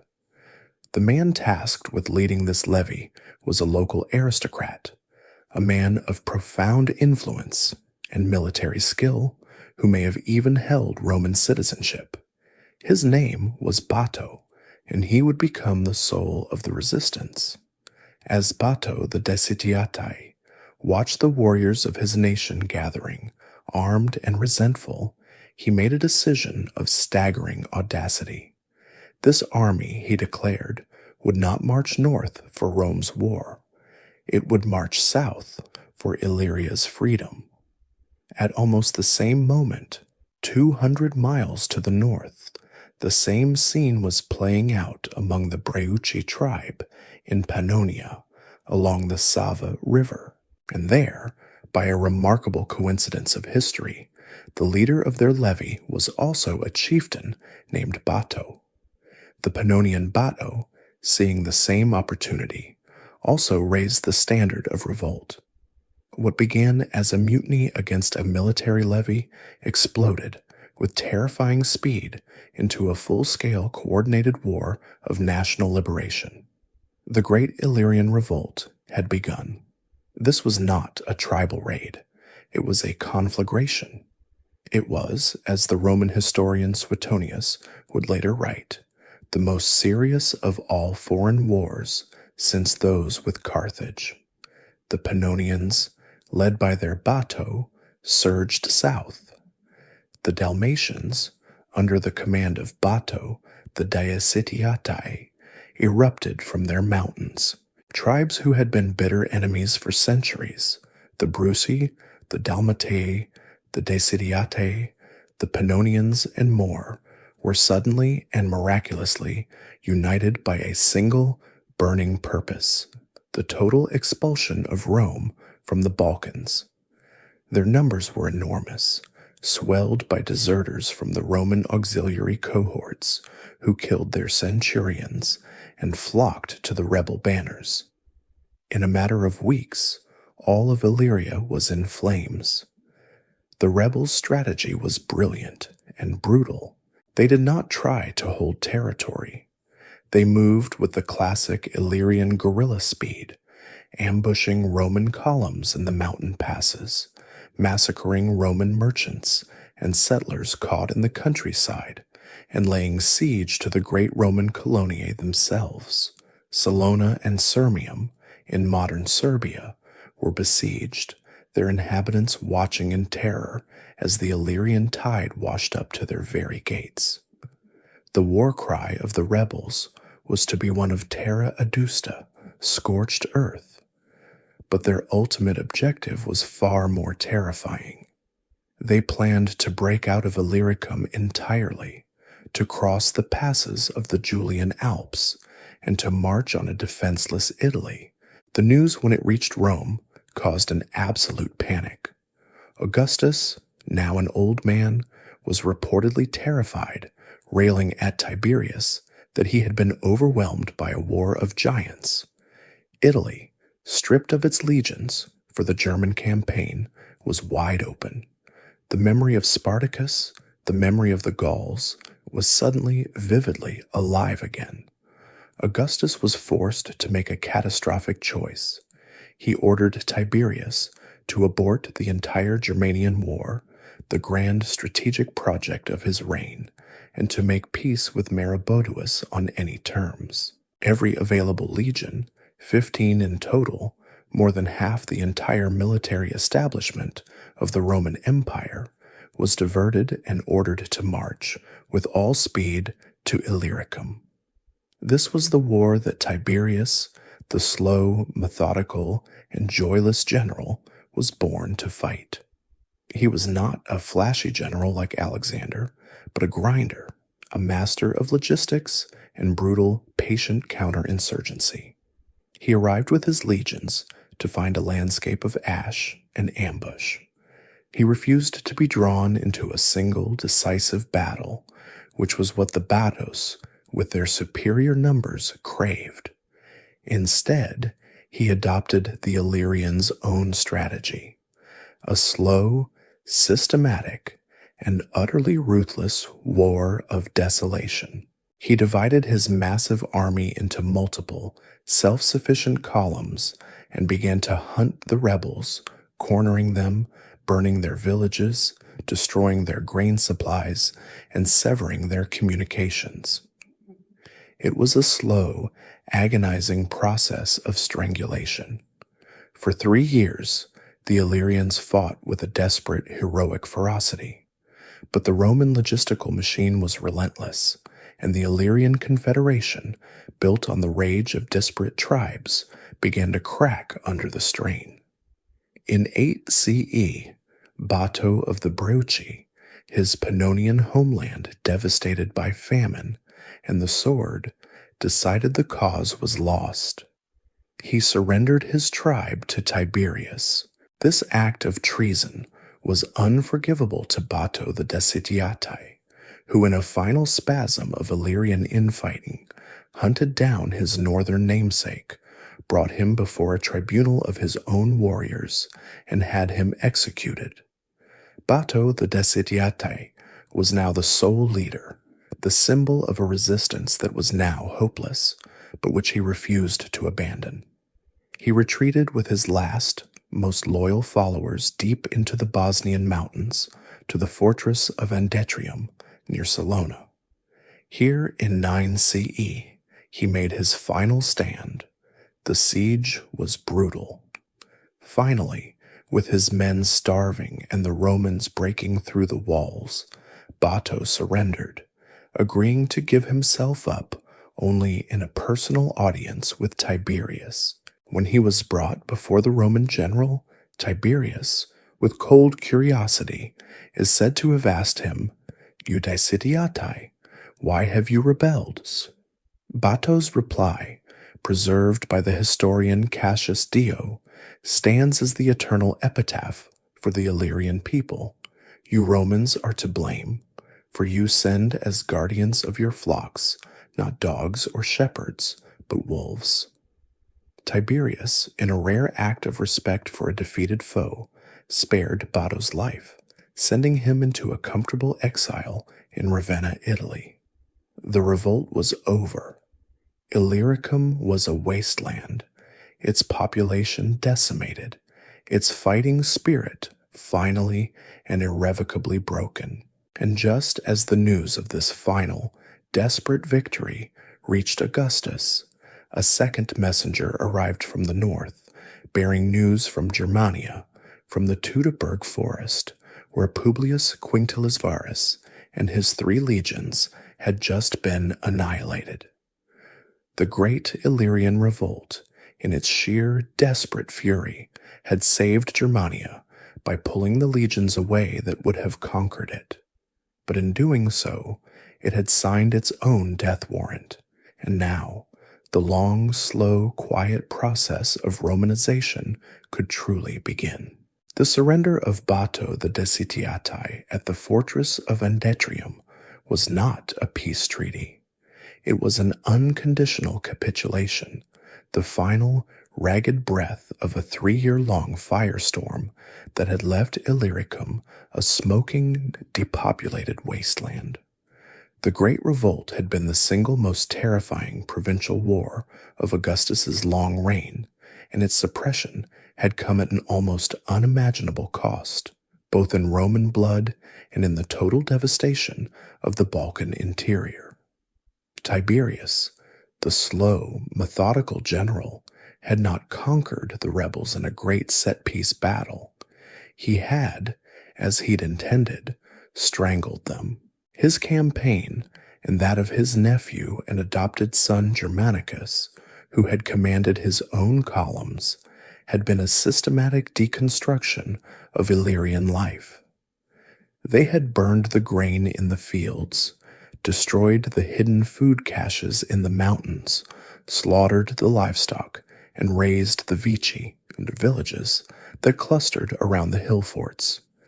The land was now quiet, but it was the quiet of a graveyard. This devastation was the first, brutal phase of the systematic pacification. The second phase was administrative, and it was designed to ensure that such a pan-Illyrian conflagration could never, ever happen again.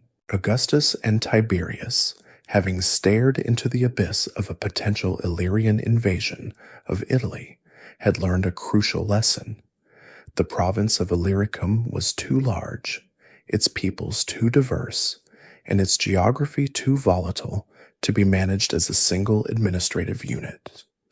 The very name Illyricum, which had given these disparate tribes a sense of shared identity, had become a liability.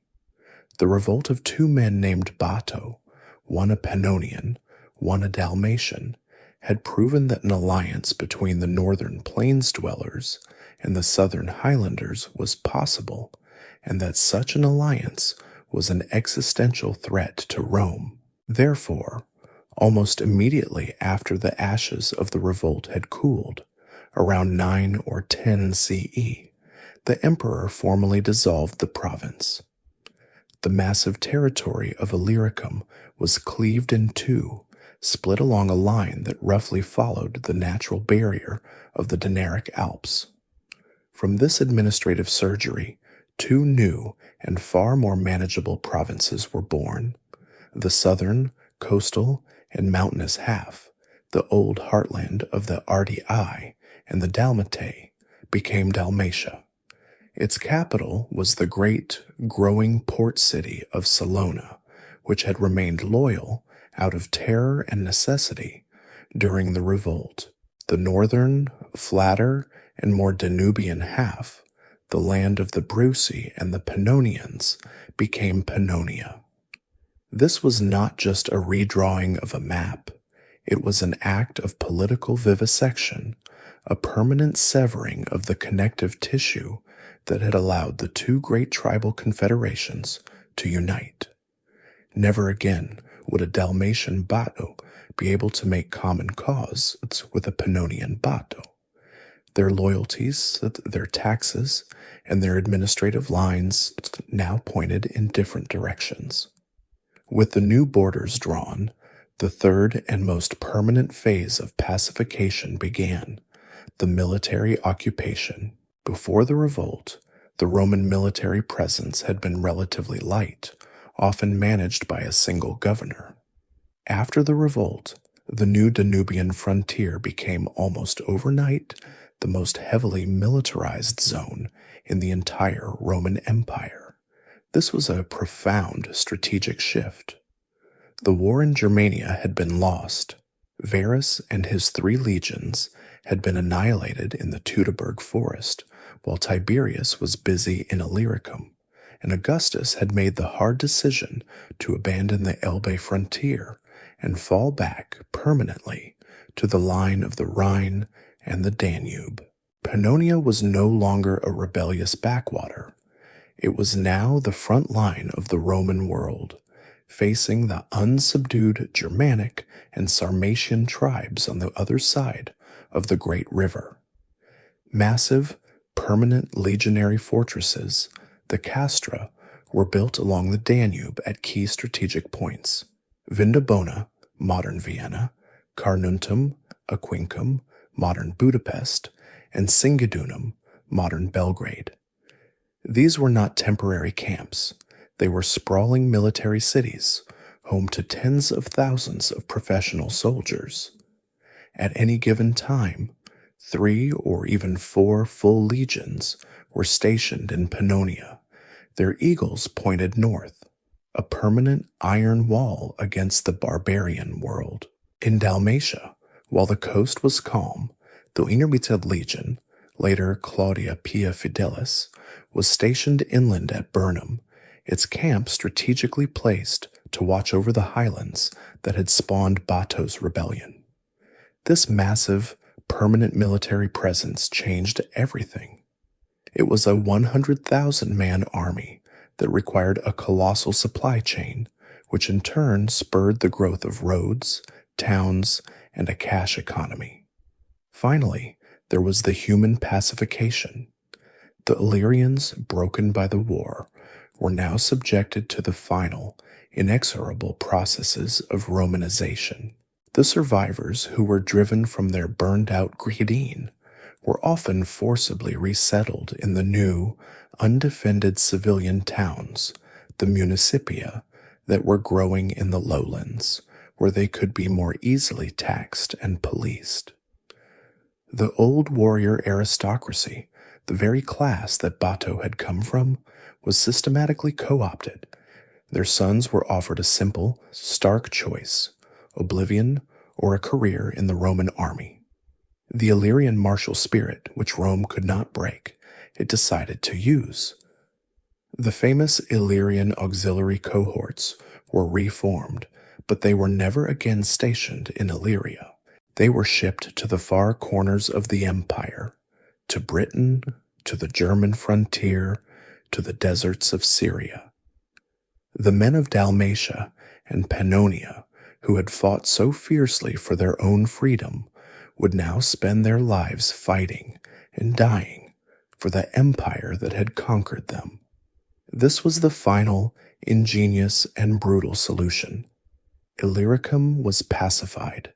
Its great revolt had been its last, and its greatest resource, its own fierce warriors, was now fully harnessed to the project of the Pax Romana. That final, brutal harnessing of the Illyrian warrior spirit, that systematic co-option of the sons of the defeated into the Roman auxiliary cohorts, and eventually into the legions themselves, was, from the Roman perspective, a stunning and unqualified success. The Illyrian provinces of Pannonia and Dalmatia, once the source of the empire's most terrifying revolt, became its iron spine. For 2 centuries, the Pax Romana, enforced by the massive legionary camps along the Danube, held.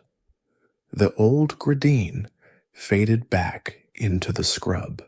Their inhabitants resettled into the Roman municipia of the lowlands. The sons of Illyrian shepherds, now Roman citizens, took the oath and marched under the eagle, their fighting prowess now directed outward against the Quadi and the Marcomanni, rather than inward against their masters.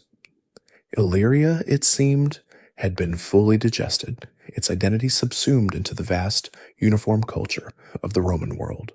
And then, in the 3rd century CE, that world began to tear itself apart. This was the great crisis of the 3rd century, a 50-year period, 235 to 284 CE, of such profound, unending catastrophe that it very nearly brought the entire Roman Empire to a final, crashing end. The causes were myriad and interlocking. A debased currency that led to hyperinflation, a devastating plague, the plague of Cyprian, that depopulated entire regions, and most critically, the simultaneous, relentless pressure of new barbarian confederations on the frontiers, the Goths on the Danube, the Alemanni on the Rhine, and the Sasanian Persians in the east. The old aristocratic Senate in Rome was a powerless, debating society. The throne became a death sentence, claimed by whichever general had the temporary loyalty of his legions. In this 50-year span, more than 26 barracks emperors seized the purple, most holding at it for only a few months before being murdered by their own troops. In this new, terrible age of iron and blood, only one thing mattered: the army. And the most powerful, most disciplined, and most battle-hardened armies in the entire empire were the ones stationed on the most dangerous frontier: the Danubian line, the garrison of Pannonia and Illyricum. These legions, now recruited almost entirely from the local population, were the descendants of the Daicitiatae, the Bruzzi, and the Dalmatic. They were Roman in name, in language, and in loyalty, but they were Illyrian in their sinews, their toughness, and their intimate knowledge of the brutal frontier warfare that was now the only politics that mattered. The soft, Italianate emperors had failed.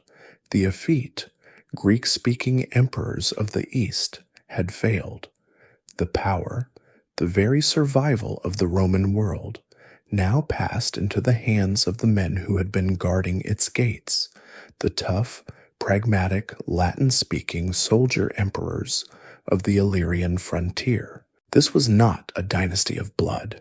It was a dynasty of talent, a succession of career military men, often born of humble, non-aristocratic stock in the garrison towns of Dalmatia and Pannonia. The first to truly break the mold was Decius, from the Pannonian city of Sirmium, who took the throne in 249 CE and died 2 years later in a swampy Thracian battlefield at Abritus, the first Roman emperor ever to be killed in battle by a foreign foe, the Goths. But his successors would learn from his sacrifice. After a brief, chaotic interlude, the army of the Danube elevated one of its own, a man named Claudius II, Gothicus, born in Sirmium, the heart of Pannonia. In his short 2-year reign, 268 to 270 CE, he achieved one of the most decisive, empire-saving victories in Roman history. At the Battle of Nisus, modern Niš in Serbia, deep in the Illyrian heartland, he met a colossal Gothic invasion and annihilated it, earning his title Gothicus, and for a generation, ending the Gothic threat. Claudius died of the plague, but the Illyrian ascendancy he had begun was immediately passed to his most brilliant commander, another man from Sirmium, a soldier's soldier who had risen from the absolute bottom of the ranks. His name was Aurelian. In a reign of just 5 years, 275 CE, Aurelian performed a series of military miracles that defy belief. He was a whirlwind of relentless energy. The empire he inherited was shattered into 3 pieces. He first drove the Alemanni out of Italy, and in a grim acknowledgement of the new reality, began the construction of the massive Aurelian walls around Rome itself, the first time the capital had needed fortifications in centuries. He then turned east, marched his legions to Syria, and crushed the breakaway Palmyrene empire of the warrior queen Zenobia. Without pausing, he wheeled his army west, crossed into Gaul, and defeated the Gallic empire of Tetricus, reuniting it with Rome. In 5 years, a single Illyrian general had, through sheer military genius and force of will, rebuilt the Roman world. He was given the title Restitutor Orbis, the restorer of the world. The line of Illyrian soldier emperors continued after Aurelian's assassination. Probus, another native of Sirmium, carried on his work, a stern, effective general. But the true culmination of this entire process, the man who would not just restore the empire, but fundamentally remake it, was born not in a palace, but in a humble Dalmatian family near Salona. His name was Diocletian. Rising through the ranks of the cavalry, he was acclaimed emperor by the army in 284 CE. He was not just a soldier. He was a radical reformer, a bureaucratic genius. He saw that the empire was too large, too complex, and too vulnerable to be ruled by one man. And so, in an act of staggering pragmatic self-denial, he split the supreme power, creating the Tetrarchy, the rule of 4. He appointed a co-emperor, Maximian, and 2 junior Caesars, Galerius, another Illyrian, and Constantius, creating a new, stable system of succession and dividing the empire's defense between 4 capitals. He, Diocletian, the senior emperor, the Augustus of the East, chose not to rule from Rome, but from Nicomedia, and spent much of his time in his beloved native lands. It was in his birthplace of Dalmatia, at Split, that he built his magnificent, fortress-like retirement palace, the structure that would one day become the core of the modern city, his final testament to his Illyrian roots. This, then, was the profound, final irony. The people whom Rome had so brutally crushed in the Great Revolt, the wolves that Bato had spoken of, had become the only shepherds capable of saving the flock. The toughness, the discipline, and the fierce loyalty of the Illyrian soldier, forged in the mountains and harnessed by the legions, had proven to be the only force strong enough to hold the Roman world together. The magnificent, fortress-like palace that Diocletian built for his retirement on the Dalmatian coast at Split was more than just a home. It was a prophecy written in stone and marble. It was a soldier's palace, its walls rising directly from the sea, its gates flanked by heavy octagonal towers, its layout that of a Roman castrum. This Illyrian emperor, who had risen from nothing to save the world, knew, with the hard-won clarity of a frontier general, that the age of the open, undefended Pax Romana was over. The empire was now a fortress, and it needed to be held, not just expanded. His tetrarchy, the rule of 4, was a brilliant, pragmatic solution to this new, besieged reality. But this system, so carefully designed to prevent civil war, was held together by the force of his own will, and it would not long survive his passing. The man who would dismantle it, and in doing so, once again pivot the entire destiny of the world, was another son of Illyria, Constantine, born in the garrison city of Nisus, the very same city that had given the world Claudius Gothicus. Constantine, in a series of bloody civil wars, would tear down Diocletian's shared college of emperors and, in 324 CE, reunite the entire Roman world under his own single, autocratic, and now Christian rule. But Constantine, like Diocletian, was a man of the Illyrian Danubian frontier. He knew that the old, symbolic heart of the empire, the city of Rome, was a strategic and political backwater, a relic defended by the decadent and unreliable Praetorian Guard, far from the true centers of military power, which were and would remain on the Danube and in the east. And so, in 330 CE, he made a decision that would permanently cleave the world in two, and in doing so, would seal the fate of the Illyrian provinces.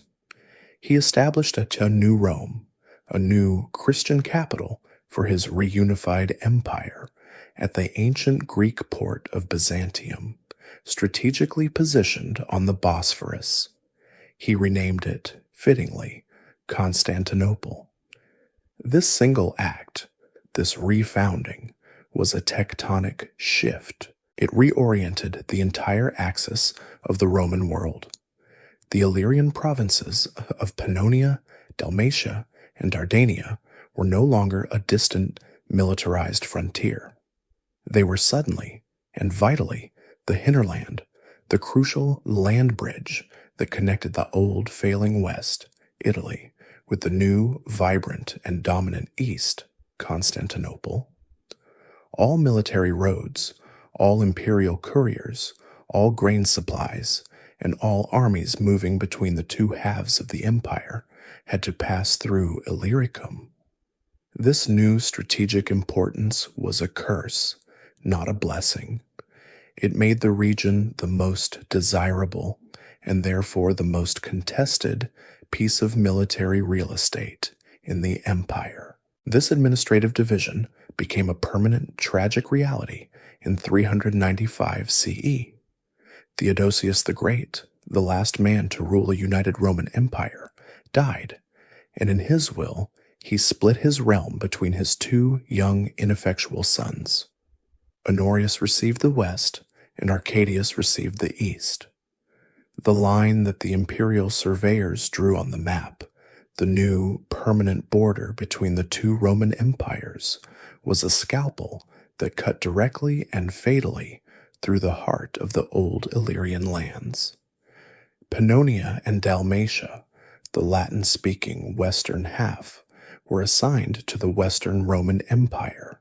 Dardania, Macedonia, and the rest of the southern Balkans, the more Hellenized eastern half, were assigned to the Eastern Roman Empire in Constantinople.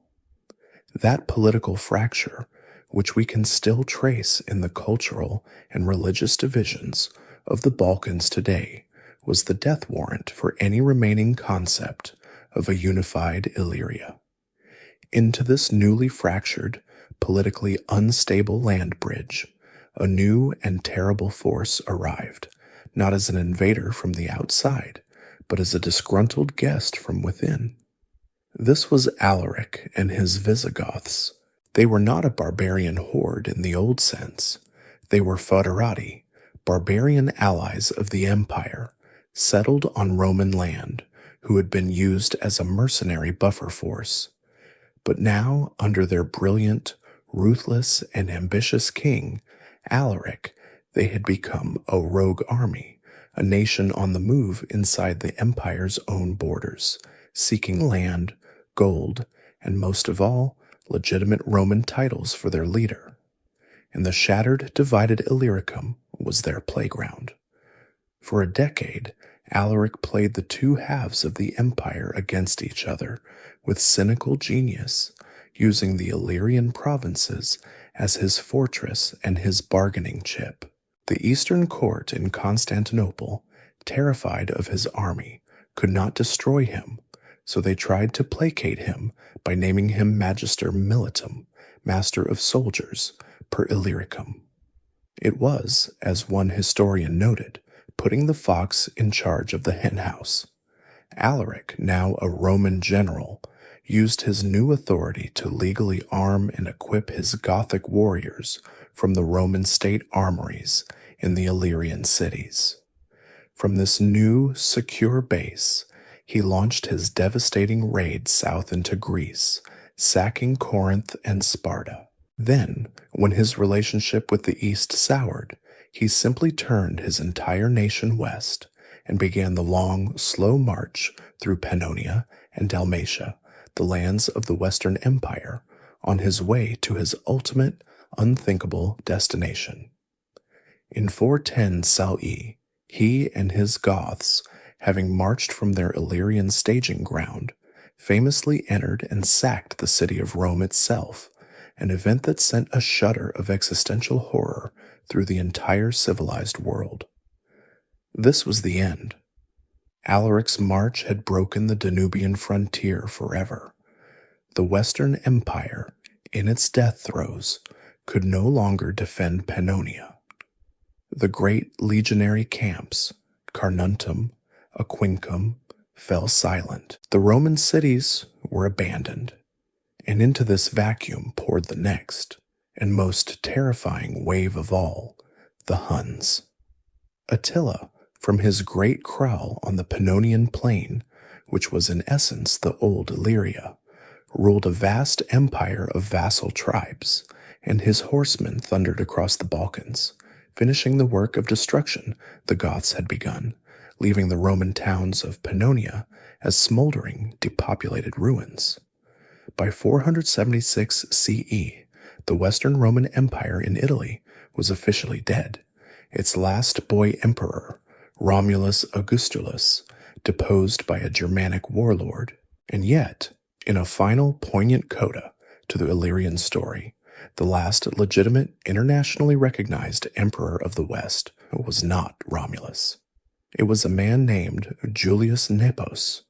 He had been deposed in 475 CE and had fled, of all places, to his native Dalmatia, the one remaining scrap of the Western Empire that still held out. And from the massive, fortified palace of Diocletian at Salona, this ghost of an emperor, this final Illyrian Roman, ruled in exile, a king of ruins, protected by the great walls his ancestor, the Illyrian soldier emperor, had built. He ruled there for 5 years, a final forgotten flicker of Western imperial light, until he too was assassinated in 480 CE, and the long Roman twilight in Illyria finally, definitively, faded to black. And so, in the year 480 CE, with the assassination of Julius Nepos in his Dalmatian palace, the final faint light of the Western Roman Empire was extinguished, not in Italy, but in the very heart of Illyria.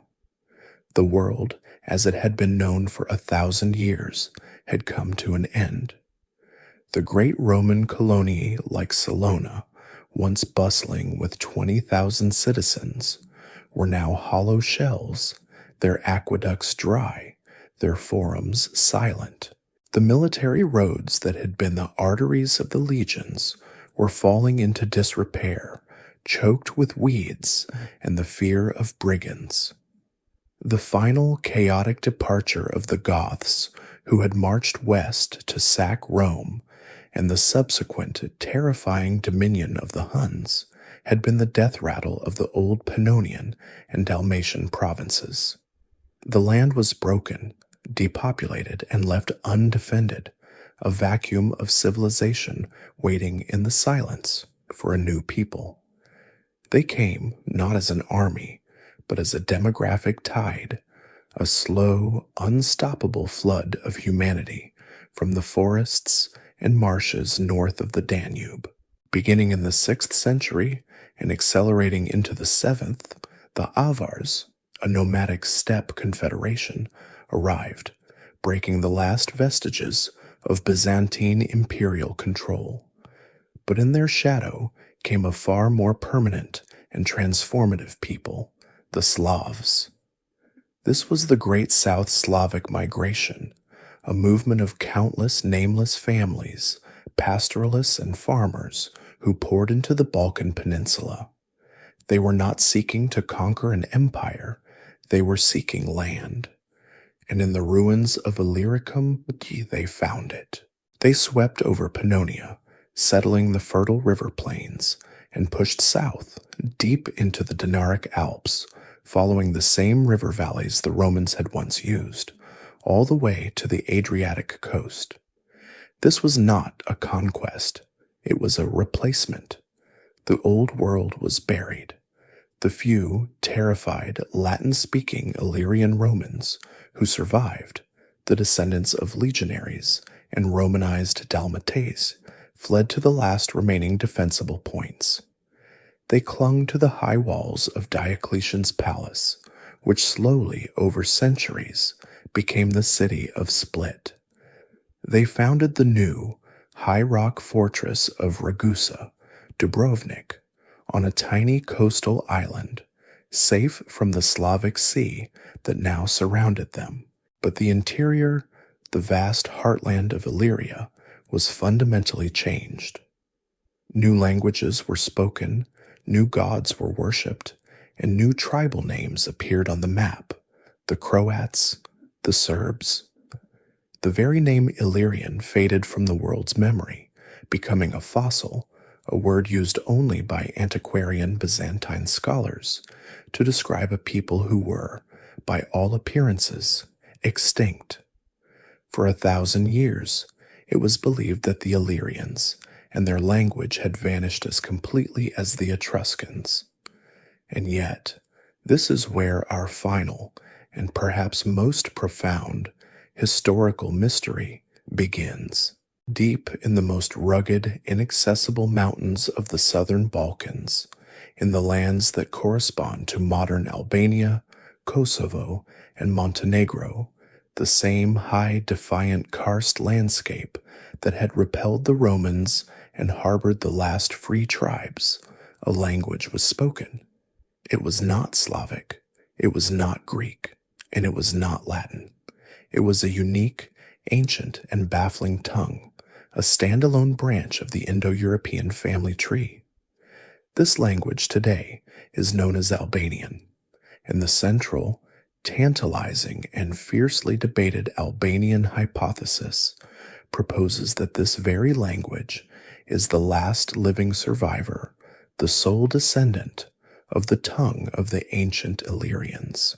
The evidence for this hypothesis is a quiet, intricate, and beautiful puzzle, a story told entirely by linguistics, for the Albanians, like the Illyrians, do not appear in the written historical record until the 11th century. The case begins with what the language is not. It is a paleolinguistic island, but the true key lies in its loanwords, the layers of borrowed vocabulary that, like geological strata, tell the story of its past. Albanian is saturated with an immense number of very ancient Latin words, words for trade, for agriculture, for governance. This proves definitively that the ancestors of the Albanians were in profound, sustained, and intimate contact with Roman civilization for centuries. But crucially, they were not replaced by it. Unlike the Gauls, who became Latin-speaking French, this people kept their native tongue, merely absorbing Roman terms into it. This is the exact profile we would expect of a partially Romanized Highland Illyrian tribe.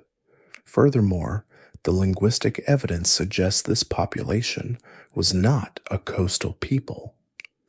The core native vocabulary of Albanian is astonishingly rich in words for shepherding, for mountains, for flocks, for milk, for goats. Yet many of its most basic words for the sea, for fish, for ports, and for sailing are borrowed from Latin, Greek, or Slavic. This paints a picture not of Teuta's pirates, but of an inland pastoralist people, exactly the profile of the Dardani, or the high mountain Dalmatais, the very people who had resisted Romanization the longest. The hypothesis suggests that as the Slavs poured into the lowlands, these Illyrian Roman shepherds retreated to their ancestral refuge, the high, impenetrable mountains, where they held on, their language and their identity surviving the great flood that submerged the world around them. This, we must remember, remains a hypothesis, a brilliant academic deduction, not a proven fact. We lack the Rosetta Stone, the definitive text in the Illyrian language that would allow us to make a final comparison. Some scholars argue for a Dardanian or even a Thracian origin, a related but distinct mountain tongue. But if the Illyrian hypothesis holds, it is a legacy of breathtaking resilience. It would mean that the Illyrians, as a people, never truly vanished. They left no great imperial cities, no marble temples, no epic literature to be studied. Their name was forgotten, their history written only by their enemies. But they left something far more rare, a living voice, a language that still echoes the sound of the Iron Age, spoken today in the same valleys where Bardylus first dreamed of a kingdom and where Bat made his last desperate stand. And so, our long story, which began on the high, sunlit Adriatic with the flash of a pirate's oar, now fades into the quiet of the highland mist. The Illyrians, a mosaic of peoples, were a lesson in persistence, a people of the rock and the refuge. They were conquered, they were broken, they were Romanized, and they were seemingly overwritten, yet their spirit, that fierce clan-based independence, and perhaps their very tongue, may have simply outlasted their conquerors. They are a whisper from the deep past, a reminder that empires can fall to dust, but a people who hold to their mountains can sometimes endure.